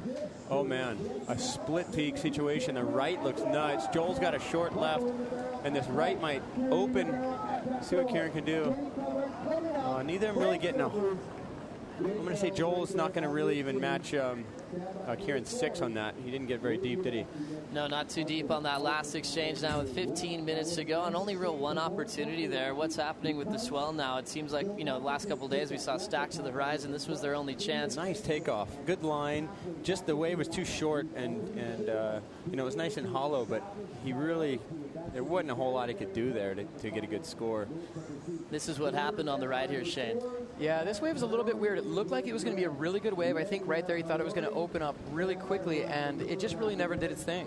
Yeah. So shutting down, not a whole lot of opportunity or anyone really capitalizing on that last exchange now with 14 minutes and 23 seconds to go. And when you're sitting at Pipeline, I think every single moment could be an Instagram moment. I know, Kelly, you're a big fan of Instagram and thinking about the latest campaign, Life's Better in Board Shorts. You can Instagram your way to some amazing prizes and help Surf Aid at the same time. So get on Instagram, take a snap, and then email it to lbib@billabong.com. Every photo donates $1 to Surf Aid, and our goal is $50,000 in 6 months. You could also win a trip to Bali, limited edition products, and a bunch of other cool prizes. So a lot on the line there for the best Instagram photo. This would be one to see Parko just sitting all alone out at Pipeline, because probably one of the rare moments that Parko's had, sitting out with barely anyone in the lineup. He has made the finals in the past, but obviously that just has to make him just a little bit more hungry to take a win here, Shane. Yeah, this is such an exciting final, and they say in Hawaii, if you don't like the weather, just wait 15 minutes, and it's gone. It was sunny, and then it's rainy, and now it's sunny, and it looks like we might get another rain squall, but you gotta really think about. This right here is deja vu for Kieran Peril. Last year I was watching the final, and it was such a nail biter. He pretty much had won the event. Him and Jeremy Flores were in the final together. He was leading. He was in command the whole heat. And here we are with 13 minutes left, and Kieran Peril total. It's just like last year. Joel Parkinson needs a 9. Kieran Peril's in the lead, and time's winding down. The Pipeline Masters trophy is pretty much in Kieran's hands, but what's he going to do? Yeah, one of the most experienced guys in the world in pro surfing, and he rookie moved it last year. He took a wave with priority that wasn't a great wave. Jeremy got the one behind it, 30 seconds left, wins the heat. And, I guarantee you, Kieran's not going to make that mistake again. I asked him, I said, are you going to be bridesmaid again or what? And he's like, no chance. So he's ready for the win. We'll see. Here's a good-looking left for Parko. It actually has a pretty good line. It's not a real long wave. And if he did have priority, he lost it there. It was actually kind of a weird one to get into. It had a hollow spot, but it was where the tube started to where it finished was short. And there is one more wave out here. It looks like Parko is going to dig in. Yeah, he's going to go, but it looks like a kind of chandelier closeout to me. Yeah, not a whole lot going on out there on that left right there. But, Parko in the heat with you had lefts that looked like that to begin with, and somehow he just doggy-doored the barrel, and it all paid off. So I think maybe he's feeling extra confident after those last couple waves in previous heats on those lefts. Well, Thanks a lot, Parko. It is what it is. He's sly, like they say. Yeah. I was just going to talk about Kieran for a second there. Having him get to the end of the year and need a score, need a result. I mean, he's throwing away a second-place score. So what happens is on our One World, we go back 12 months and you take your best 10 results or 8 results. I don't even know what it is. I think it's, you tell me. I just look at what number it is. But he's throwing away a second-place result, and he had to get second to keep the same points and stay there. It's so clutch. He had a few chances this year, like Chopu, he didn't do very well. That's where he's going to be like bread and butter, a place you can charge. One of the biggest swells, probably the biggest swell we've ever had for the contest. And, you're thinking Kieran Perot, if anyone's going to charge the place and get some good barrels, it's him. And he didn't capitalize on that. Then we end up at beach breaks and spots like lowers. And, look, I mean, it's no secret Kieran's not going to keep up with like Gabriel Medina or Miguel Pupo or John at those spots when it comes down to the air maneuvers. But it's funny how quick the tables turn when you come to Pipeline. All of a sudden, you got John, who's obviously no slouch out here, but Miguel and Gabe Medina, some of the rookie guys, some of the good air guys, they just don't have the experience out here or the knowledge of the wave. And here goes Kieran. This is a really nice little right here if he can stall enough. And big air off the corner. Oh, he's just trying to hurt himself some more. So going down on that last one, Kieran Perot staying active, and Joel Parkinson is sitting out the back with priority. But Kelly, touching on that heroic swell that we had at Chopu this year, there's an amazing book that's been put together called 10 Days That Changed Surfing, which is now available on surfstitch.com. One of the most incredible swells in history happening. Let's go to the replay here, Shane, of Kieran Perot. Yeah, you can see, I think he wanted to be a little bit deeper on that wave than he ended up being, but he made the most of it nonetheless. It was one of those peakier, wedgier ones that we were talking about with a ton of scoring potential, and wow, that just looked really dangerous right there at the end. That right there is probably the shallowest section of all of Pipeline. It's the very inside of back door, and it's probably just a couple feet deep. It looked like about a quarter of Shane's Scorpion wipeout yesterday. Yeah, that was a horrible, horrible wipeout. That, gnarly. I saw coming the whole time. It's like I had the vision in my head of what was going to happen before it happened. And I was just looking at it, just going, just bend your knees a little more, and then you were just like on your tippy toes. Let's check it. Let's watch Shane from maybe yesterday. We can find it. Yeah, why don't you talk us through it, Kelly? It's a thing of beauty. Right here, I'm like, stay low with your upper butt. Okay, I got it. Oh, wait. Yeah, I got it. Oh, is that a 7-0? Look at how thrash you... the only way you can make a worse wipeout is to be the front of the lip. If you had just stayed on your stomach, on the front of the lip, it might have been worse, and that's the only way. And if I had done that, maybe I'd have more bandages than just one on my elbow. That was crazy. Absolutely charging in that heat, Shane. And obviously, it's trimmed down a little bit from them. You're all bandaged up. Have you gotten injured on smaller days or bigger days more here at Pipe? A lot of the injuries I've had out here in smaller days are just, that section that Kieran just had. It goes into this super shallow place, so the waves actually don't have to be that big in order for Pipeline to be dangerous, and we've actually seen people lose their lives on days like this out of Pipeline. But Dan Merkel broke his neck, I believe, on a small day like this, even smaller day than this, and Petey Johnson grabbed him and sort of swam him in. He was just floating there. Yeah, Malik, one of our really good friends from Tahiti, actually passed away out here on a day that was actually smaller than this as well. Pretty incredible to see what the power has in store at Pipeline. Obviously, small or big, it's pretty dangerous out there. And at the moment, we just have 7 minutes and 50 seconds left with Kieran Perot and Joel Parkinson. Parko needs a 9 right now to come back in this one. He has been in the final out here before. And Kelly, I don't know if you mind reflecting on that 2003 final. You were a part of that with Joel Parkinson. Yeah, Parko, Andy, and Phil McDonald. And that was a year, just a standout year for Phil McDonald. And you know, people have asked me a lot about that year and coming down the pipe and all that, and I say I actually blame Phil McDonald for me losing the title because he beat me in France. I had priority, and I just let this one go, and he was just deeper than me, and he got this, like, he needed 7.5, got a 7.8, and then he made the final with Andy. And, you know, just little things, little mistakes you make like that throughout the year, and it changes your whole year. But obviously it came down to that final, and there was one wave in particular that Parko caught that had I got it, I'm sure it was a really high score wave. It was probably like a 9 or a 10, but Parker was a little deep, and he was trying to get around it, and you know, in the moment I was thinking he's just trying to block me, but he was just trying to get the wave most likely, and the thing ran down towards off the wall and spit twice, and it was a really great wave, but he was just a little deep, and you know, I was so rattled, and my adrenaline was just shot, and you know, there was nothing I could do, and it was Andy's day. One of the most exciting finals in recent memory here at the Pipe Masters. Andy winning so many times in the last decade. It's been all regular foots since Rob Machado won in 2000. We have a paddle out the back. Kieran Perot thought about it. Did he miss something there, Shane?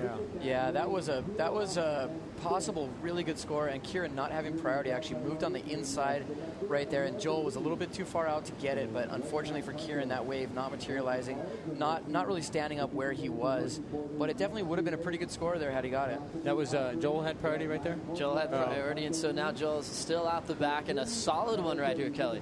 Yeah, there's a solid peak. It didn't really have much of a good, there's a short barely left on it, but nothing special, and you know, it's an interesting situation because you know, Parko got just enough to get himself out of the combo, and really you can win a heat on one wave out here. He just needs a 9, and that's really, I mean, there's been plenty of waves in the 9-point range today, considering we've only had a few heats. So it's almost every other heat you've seen a 9 scored. So we'll see what happens. Well, it looks like Joel Parkinson paddling for this wave. He might be a little bit too far out, but the interesting thing about Joel Parkinson is all he has is a 4 and a 2. If he had a 4 and a 4, he wouldn't need such a big score, but with time winding down... No, he'd need the same thing. Oh, he would? Yeah. Okay. Yeah. I was just going to say, like, with time winding down, he really doesn't have... If he waits another minute or so, he won't have time to catch 2 waves. Yeah, no, he only needs 1 ride. If he got another 4, it doesn't change the situation at all. If he gets anything over 4.17, that starts to eat into the 2 waves that he needs. But yeah, so I mean, it's good for him that he just got that 4. Brought him just out of the combo by a point, and you know, he's just going to be. You know, at this point, he's probably realistically saying, "I got 1 chance, and I hope that wave materializes." And how easy is it, Kelly, to do that math while you're out at Pipe and trying to listen? And you know, is Joel right now knowing that same situation that you just said? I'm sure. I mean, it's 2 numbers.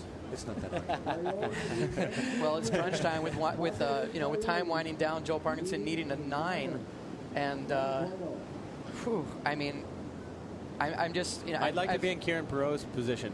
Well, and I would have liked to be in his position last year as well, you know, and this is just, I can't believe how it's deja vu year after year here. So you'd think that Kieran Perot has a step up. He was in this exact position a year ago, and against Jeremy Flores when he had it just slip away from him. So now he's going to learn from that experience, and you guys have had heats with Kieran Perot in the past. A lot of people say he's one of the smartest heat strategists in the business, a tactician. He's a tactician, and, you know, he's proving to be the ultimate journeyman in this contest. You know, people start to say, oh, you know, what's going to happen? He's throwing away a 2nd place. He maybe didn't get the result. Here we go, Parko. This is a really good wave. This is actually a crazy right.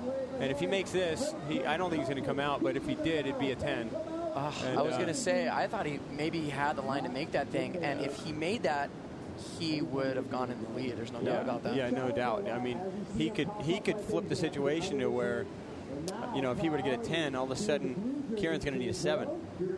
So, Kieran's got to be smart right now. Right now, he's in the driver's seat. See that thing had the angle, the small left into the bigger right with the wedge. And Parker, right there is where that chandelier held him back. You could see that. He needed to be pumping over that next section right there. You can see at the end. He was just slightly too deep. Just slightly too deep. He probably needed a quad. But that wave was the wave. That was the wave. Yeah, he had the wave. So, that kind of tells me the momentum isn't quite with him in this heat. It's just, when you're just a few feet out of the right spot, that's what changes heats. Okay, so now focusing on Kieran. He has priority. 2.5 minutes remaining. He has a 7 and a 6.17. Joel Parkinson needs a 9.0. If you're Kieran Perot out there, what are you supposed to do with the next 2.5? It's a weird predicament because I had a situation with Bruce Irons at Chopu the other year when I got a 10 on a wave, and then he had an 8.5 as his second scoring wave. And so he wasn't looking at anything less than an 8.5. You were comboed in that. Yeah, and I was comboed. Then I got the 10, and I needed like an 8. He needed to better an 8.5. So I was looking at waves and going, I might be able to get an 8 on this, and he wasn't even looking at him, and that's what ended up happening. So Kieran, we'll throw out to Aki here in a sec, but Kieran, he doesn't want to catch anything less than a 7, but he really ultimately just wants to stop Parko from catching a wave in the next minute and a half, minute and 45 seconds. So, Aki, what do you got for us?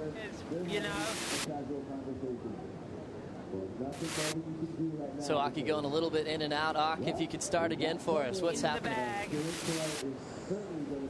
We got the important part. Kieran Perot with the Pipe Masters trophy in the bag once again with time winding down, a minute and a half left. Full-on nail biter. Will it be the Pipe Master? I mean, this is his second chance. It's just unbelievable. Kieran's never won a contest on tour, has he? No, he hasn't. This would be just amazing. And now getting into this final minute, his nerves have to be going crazy. I'll tell you what, right John loves the guy. Probably all of Hawaii is loving him right now. He knocked Michelle out to bring that Triple Crown, keep that Triple Crown here in Hawaii, or bring it back to Hawaii, should I say. And there's a little bump right here, so I mean, don't count it out. There's a little less than 15-second intervals. There's about 3 waves worth of time left in this heat. If you do the math, there's 48 seconds or something. That means the next 2 or 3 waves, I'm going to call this thing's done. But I did that with Dusty Payne. Remember we were talking about that, and I said, I'll tell you what, Dusty's he's done. Yeah, and he came back and he just smashed Mick in 3 minutes. Yeah, I was thinking about that last year when Dusty had to pull off that heroics to re-qualify as we focus in on 30 seconds. Look at Kieran, he's already grinning ear to ear. Look at the guy, I'm so stoked for him. Look at this. He's freaking. $75,000. This is a guy who's been on tour for 20 years and he has never won a contest. This is amazing. And it could all be happening now. Joe Parkinson even is smiling for him. This is a special feeling for both of these surfers. That's insane. In this final, they are going to count it out. Kieran Perot. I got goosebumps in my whole body. This is insane. 2001 Billabong Pipe Master champion. Kieran Perot, are you kidding me? He came back and made the final again. He made a small error last year, and he improved on it this year to take that title and that coveted trophy, that board shaped by Jerry Lopez. He's going to be happy about that one for the rest of his life. That is this. I'm going to tell you what. I believe that this trophy he's getting today is the best trophy in surfing, and I don't think this is the best contest to win. I don't think we've ever seen a Pipe Masters champion as happy as Kieran is right at this very second. He's just going to fall onto the reef, and he's not even caring right now. He charged more than everybody. He was just out of his mind, getting hurt. Had to get the result. I mean, you really can't. You couldn't draw up a better story. It's crazy how year after year these stories happen with guys, and I mean, I'm just so stoked for Kieran. He's. I imagine spending all those years on tour to finally win the Pipe Masters. I can't even relate to what he's feeling right now. And just to spend all that time creating a name for himself on the global stage, just pulling into what people would never want to pull into it off the wall. Him and Mick Fanning would be out there in the dark before anyone even could see light. And now it's all coming to life. Watch the Aussies come get him.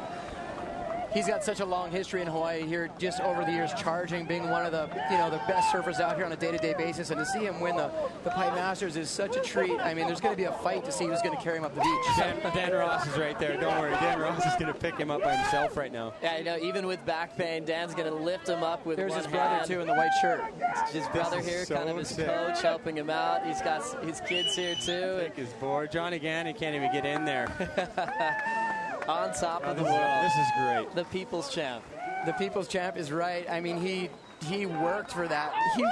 He worked to get in the final, and he worked harder than anybody. He's got the duct tape all over his body to prove it, and I'm so stoked for Kieran Peril. I honestly I wouldn't be stoked for anyone more than Kieran right now. It's such a great story, and the crowd's just erupting. Look at him. What an amazing feeling for Kieran Peril of Byron Bay, Australia. See if we can hear him a little better yelling.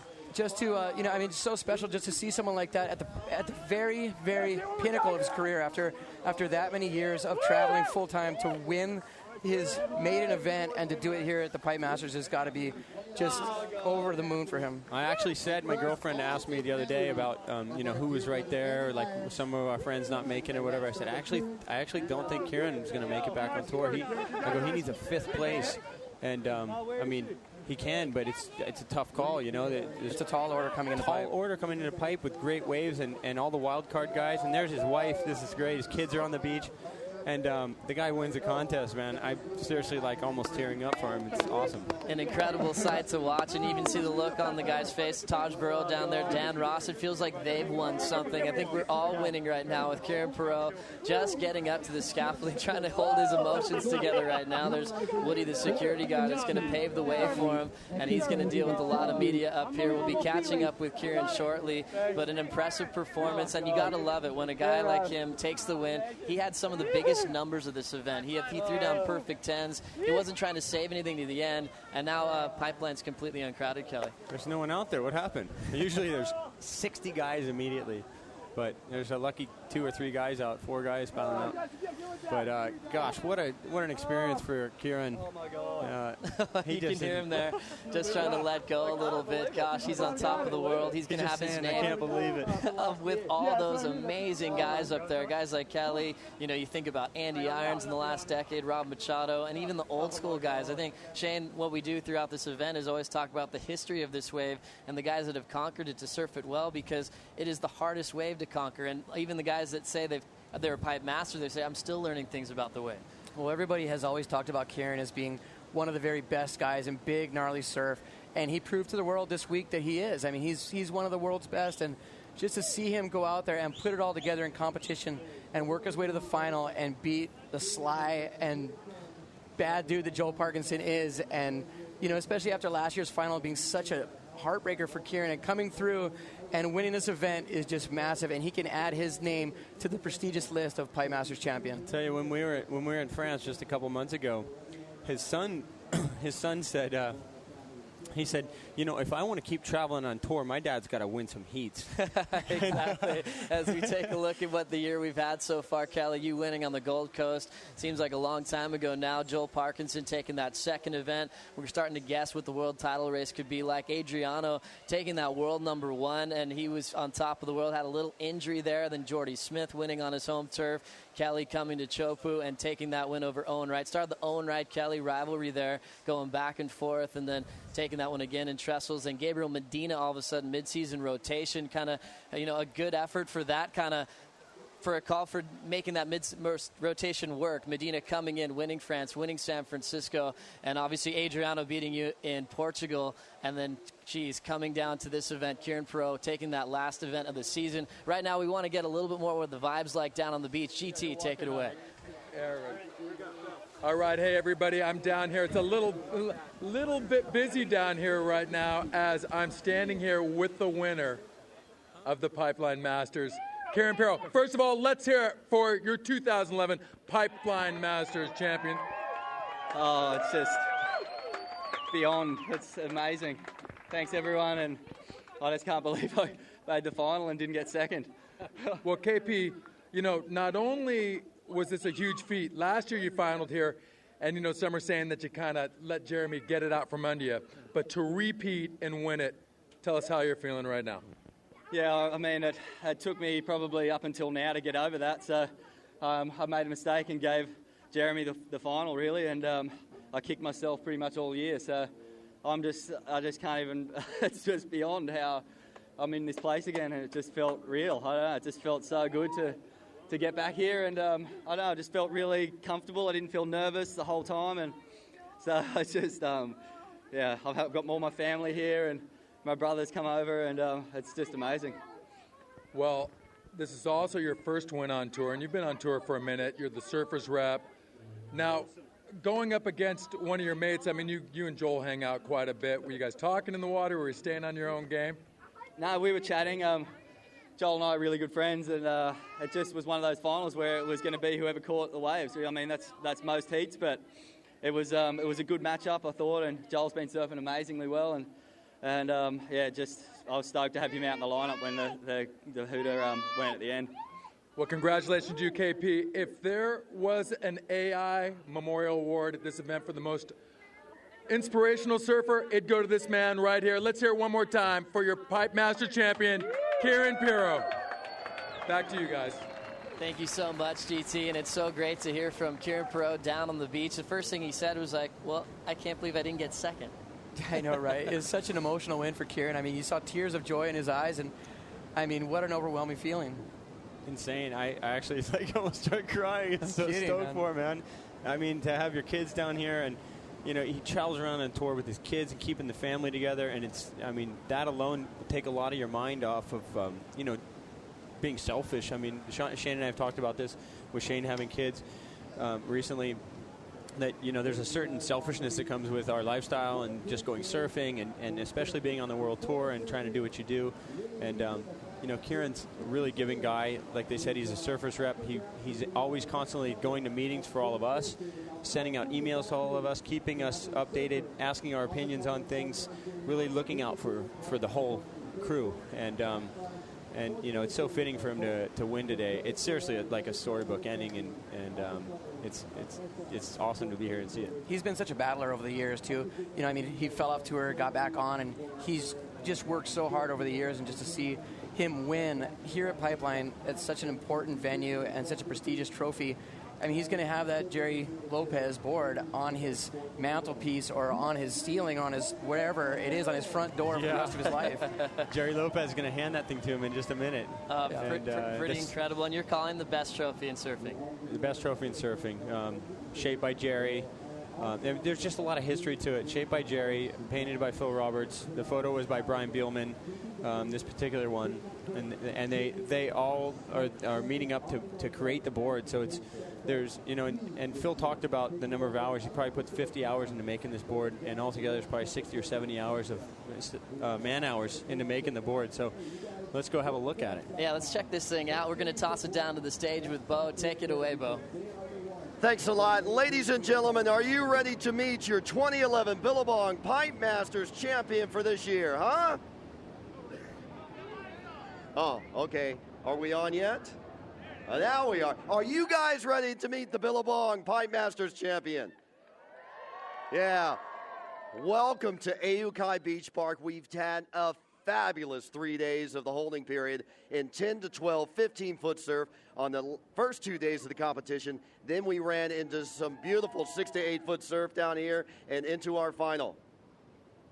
So first off, we like to acknowledge many of our competitions that we've had up here during the Vans Triple Crown of Surfing. First off, the Hawaiian Airlines sponsoring the Hawaiian Air Show, awarding 250,000 Hawaiian Air Miles. And we'd like to bring up Nathan Fletcher. He's going to be giving out that award. Nathan Fletcher, come on up. Nathan coming up from a big aerial family. He is son of Herbie Fletcher and, of course, his brother Christian Fletcher. And Nathan caught one of the biggest barrels this year down in Tahiti. It was so gnarly and so big. I'm sure you've seen it in the magazine. So, Nathan, come on up here. How about a round of applause for one of the biggest chargers in the world, Nathan Fletcher. Nathan was our judge for the Hawaiian Airlines Air Miles show, and our winner is also from California. He's from Santa Cruz. Nat Young, and Nat Young's not here. He's already back over in California. So Evan Geiselman will be coming up and accepting the award, a $250,000 air mile. So 250 air miles for Hawaiian Airlines. As you know, Hawaiian Airlines is expanding their trip all the way through. And Evan's not here. Okay, so that. How about a round of applause for Nat Young for winning $250,000 and 50,000 Hawaiian Air miles. Here's contest director Marty Thomas. Yeah, Evan wasn't here, but just want to congratulate Nat Young, an amazing aerialist there at Haleiwa, and also Evan Geiselman, who was the Triple Crown Rookie of the Year. And thanks for Nathan Fletcher accepting it on his behalf. Thank you. All right, next up, we're going to bring up the president of Vans, Mr. Kevin Bailey. Kevin? Hello, a round of applause for Kevin. Hey, we're really stoked to be a part of this historical event. And big thanks to all the sponsors and especially to the folks of the North Shore for letting us do this. We're really excited this year to give out the Triple Crown Award overall to a hometown boy, first guy ever born and raised here on the North Shore, right? Youngest winner ever, the Triple Crown. Let's give it up. Where's John Florence?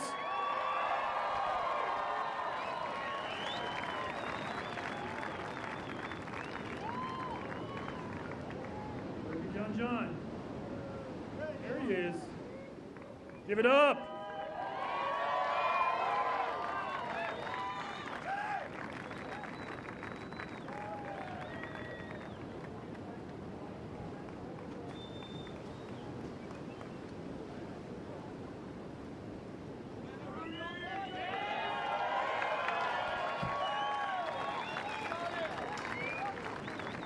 A round of applause for our Billabong team riders, Alyssa Kizan and Ellie Jean Coffey.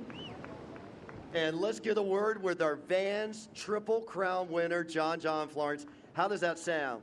You are the 2011 Vans Triple Crown winner. You know, this contest has been going on for 29 years. We've only had 12 men win this award. It is so tough to dominate at Haleiwa, Sunset, and Pipeline. Now we add a 13th name, and it is you, John.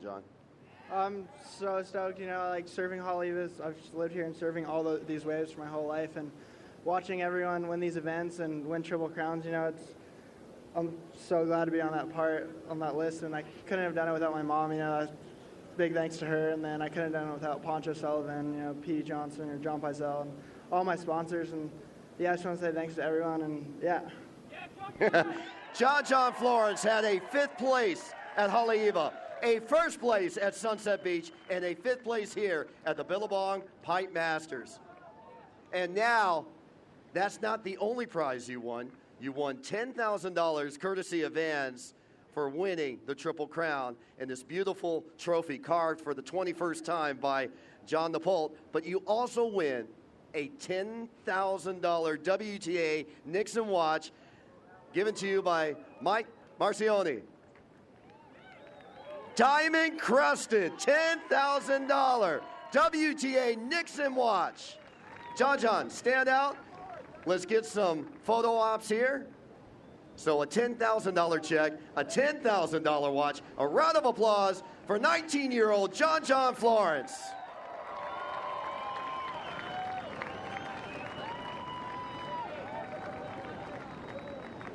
John is the youngest winner ever in the 29 years of the Vans Triple Crown of Surfing.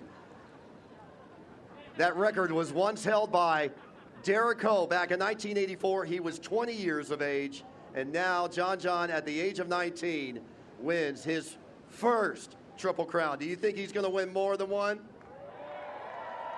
Something tells me this is not the last time he's going to do this. Hold it up high there.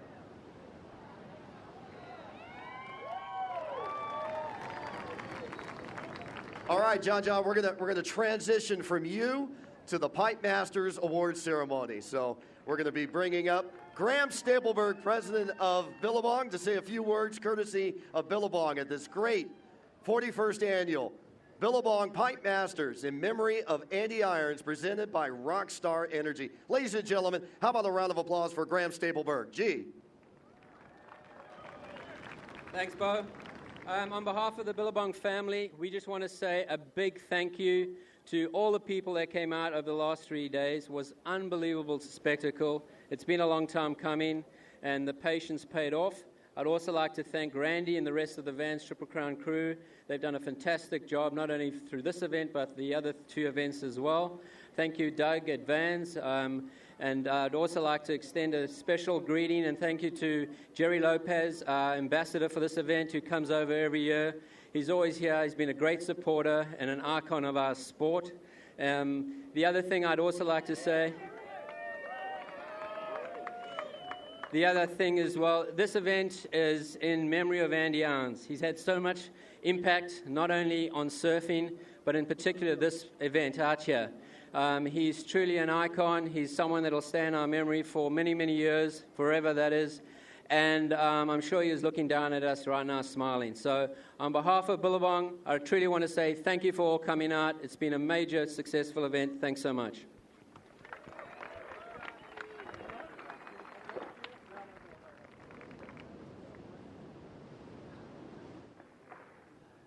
Jerry Lopez, the 1972 and the 1973 Pipeline Masters champion. And let's talk about this board that you made, Jerry, because this is probably the coveted prize in surfing, isn't it? Well, I guess it's become that, but, you know, back in the day when we used to ride those, they were a dime a dozen. But it looks pretty nice, doesn't it? It looks especially nice with AI on there, and I know this event means so much to you and everybody. This is our Super Bowl of surfing. This is where everybody wants to come and win. Well, it sure is, and the pipeline sure came through for us. First couple of days were just, I mean, classic, awesome pipeline. Ladies and gentlemen, one more time for the 1972-1973 Pipe Masters champion, Mr. Jerry Lopez. All right, let's bring up our finalist for the Billabong Pipe Masters in memorial of Andy Irons, presented by Rockstar Energy, Mr. Joel Parkinson and Mr. Kieran Perot.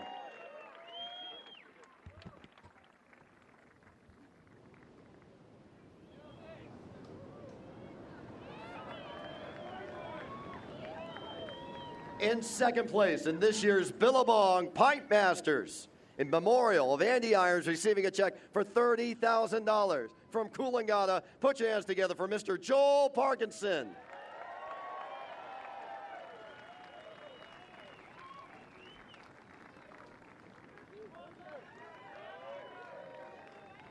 Joel, let's get a few words. I know this is your third final. You really want to win this event, but this year dedicated to a great friend of yours, Mr. Andy Irons. I know the Irons family was down here watching this contest. That rain squall, wasn't that a blessing from Andy?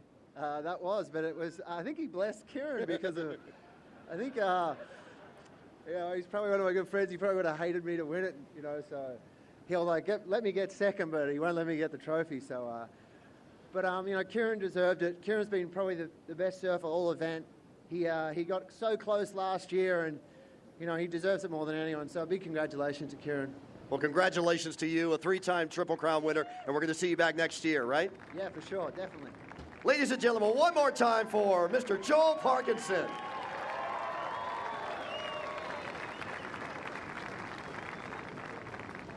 Next up, $75,000 richer today.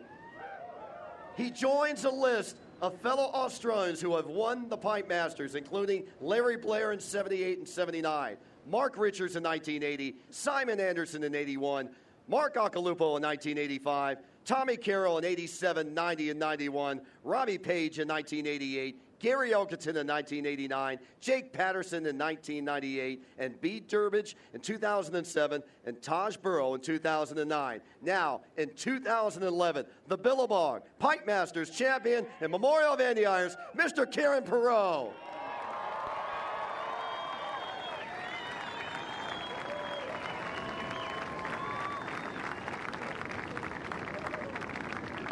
KP, congratulations. Last year, second place to Jeremy Flores. You were minutes away from winning, but Jeremy pulled a rabbit out of his hat and won last year deservingly. But this year, you were patient out in the water, and all of a sudden, a pipe wave, a backdoor wave in the beginning, and pretty much you sealed it early in this heat. Yeah, wow.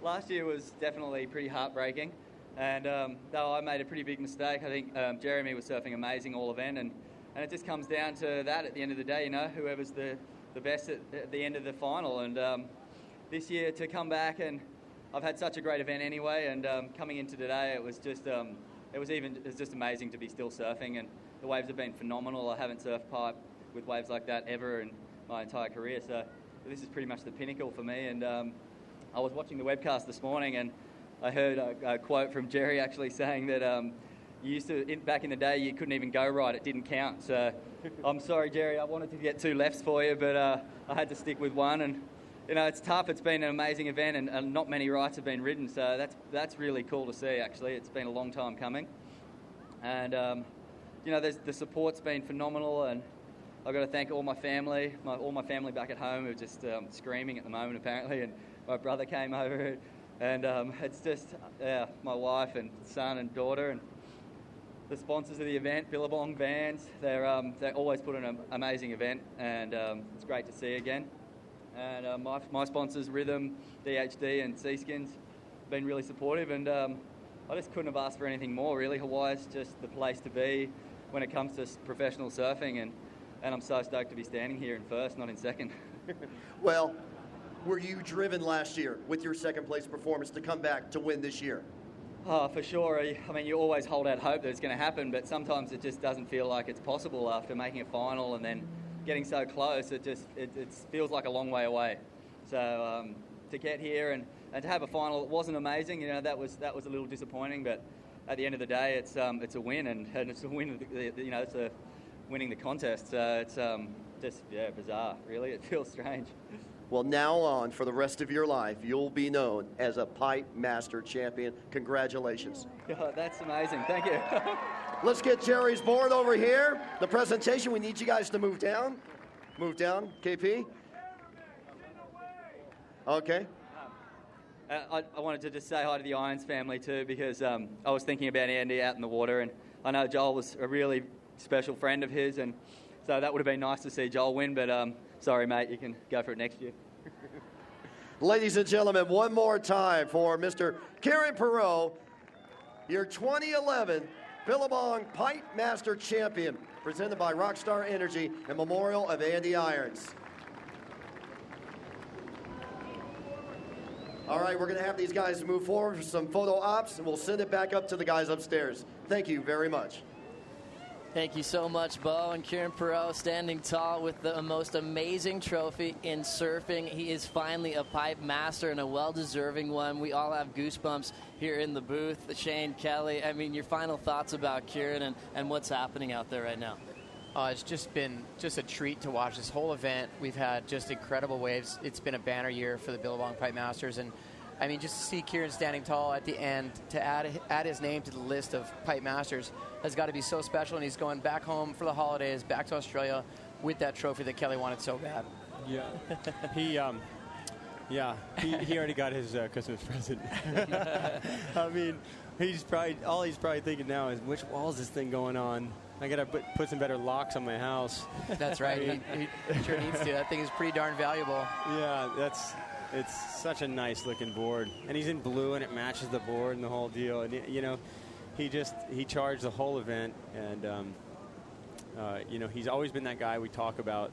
He's always that threat in those radical waves. At a place like Chopu, or if you went to Shipsterns and had a contest, or if he's been out off the wall countless times by himself with no one else out there, even during the whole day. He'll take off on these giant closeouts and pull in, and we've had all these talks for years about how crazy he is, and to see him package that all up and actually win the contest, honestly, to me, it almost would have been a letdown that anyone else won. Now seeing him win, so I'm just so happy for him. So a fitting end to the 2011 Billabong Pipe Masters. What an incredible season on the ASP World Tour and the Vans Triple Crown. Pretty incredible to see what happened throughout the event. And Shane and Kelly, I know for you guys not winning, but just to be a part of it, to be a part of this memorable moment, getting a swell like this, Shane, incredible to see. It was a special year, yeah. I think, we saw the forecast before the event even started, and to see, a 10 to 15-foot west swell coming when really in Hawaii this year, it's been a pretty slow year for waves, and we had a lot of sand on the reef, and to see it all clean up and see things come together, and just the performances were almost indescribable. To see some of the local wild cards do really well, to see John Florence and Jamie O'Brien and some of these guys surf the waves so radically and so amazingly. has just been such a treat. And, man, I can't wait for next year. And also to see that, to see a swell, every swell has been from about 330, 320, 330 degrees, even a lot from straight north or even east-northeast. And all of a sudden we get one from like 300 to 310, a real west swell coming right across the reef, takes out all the sand like Shane said, and gives us that classic pipe wave. I mean, that first day we weren't even really looking at backdoor waves. It was just too big. And the second day there was only a handful of rights ridden. So it was nice to see a classic pipe contest. Classic to see in Kelly Slater. Shane Dorian, thanks for calling the action throughout this event. I was praying to make the final with Shane-O. We were on different sides of the draw. I forgot to talk about that. But next year. Hey, we'll see. Next year it's on. We have such an amazing crew working so hard behind the scenes. A big shout out to them and all of our commentators, David Stanfield, Mark Occhilupo, Luke Egan. I'm Joe Turpel for Shane Dorian, Kelly Slater, the rest of the crew here at Billabong. Thank you so much for watching, and we'll leave you with a special highlight package of what happened over the last couple of days. We'll see you at Snapper.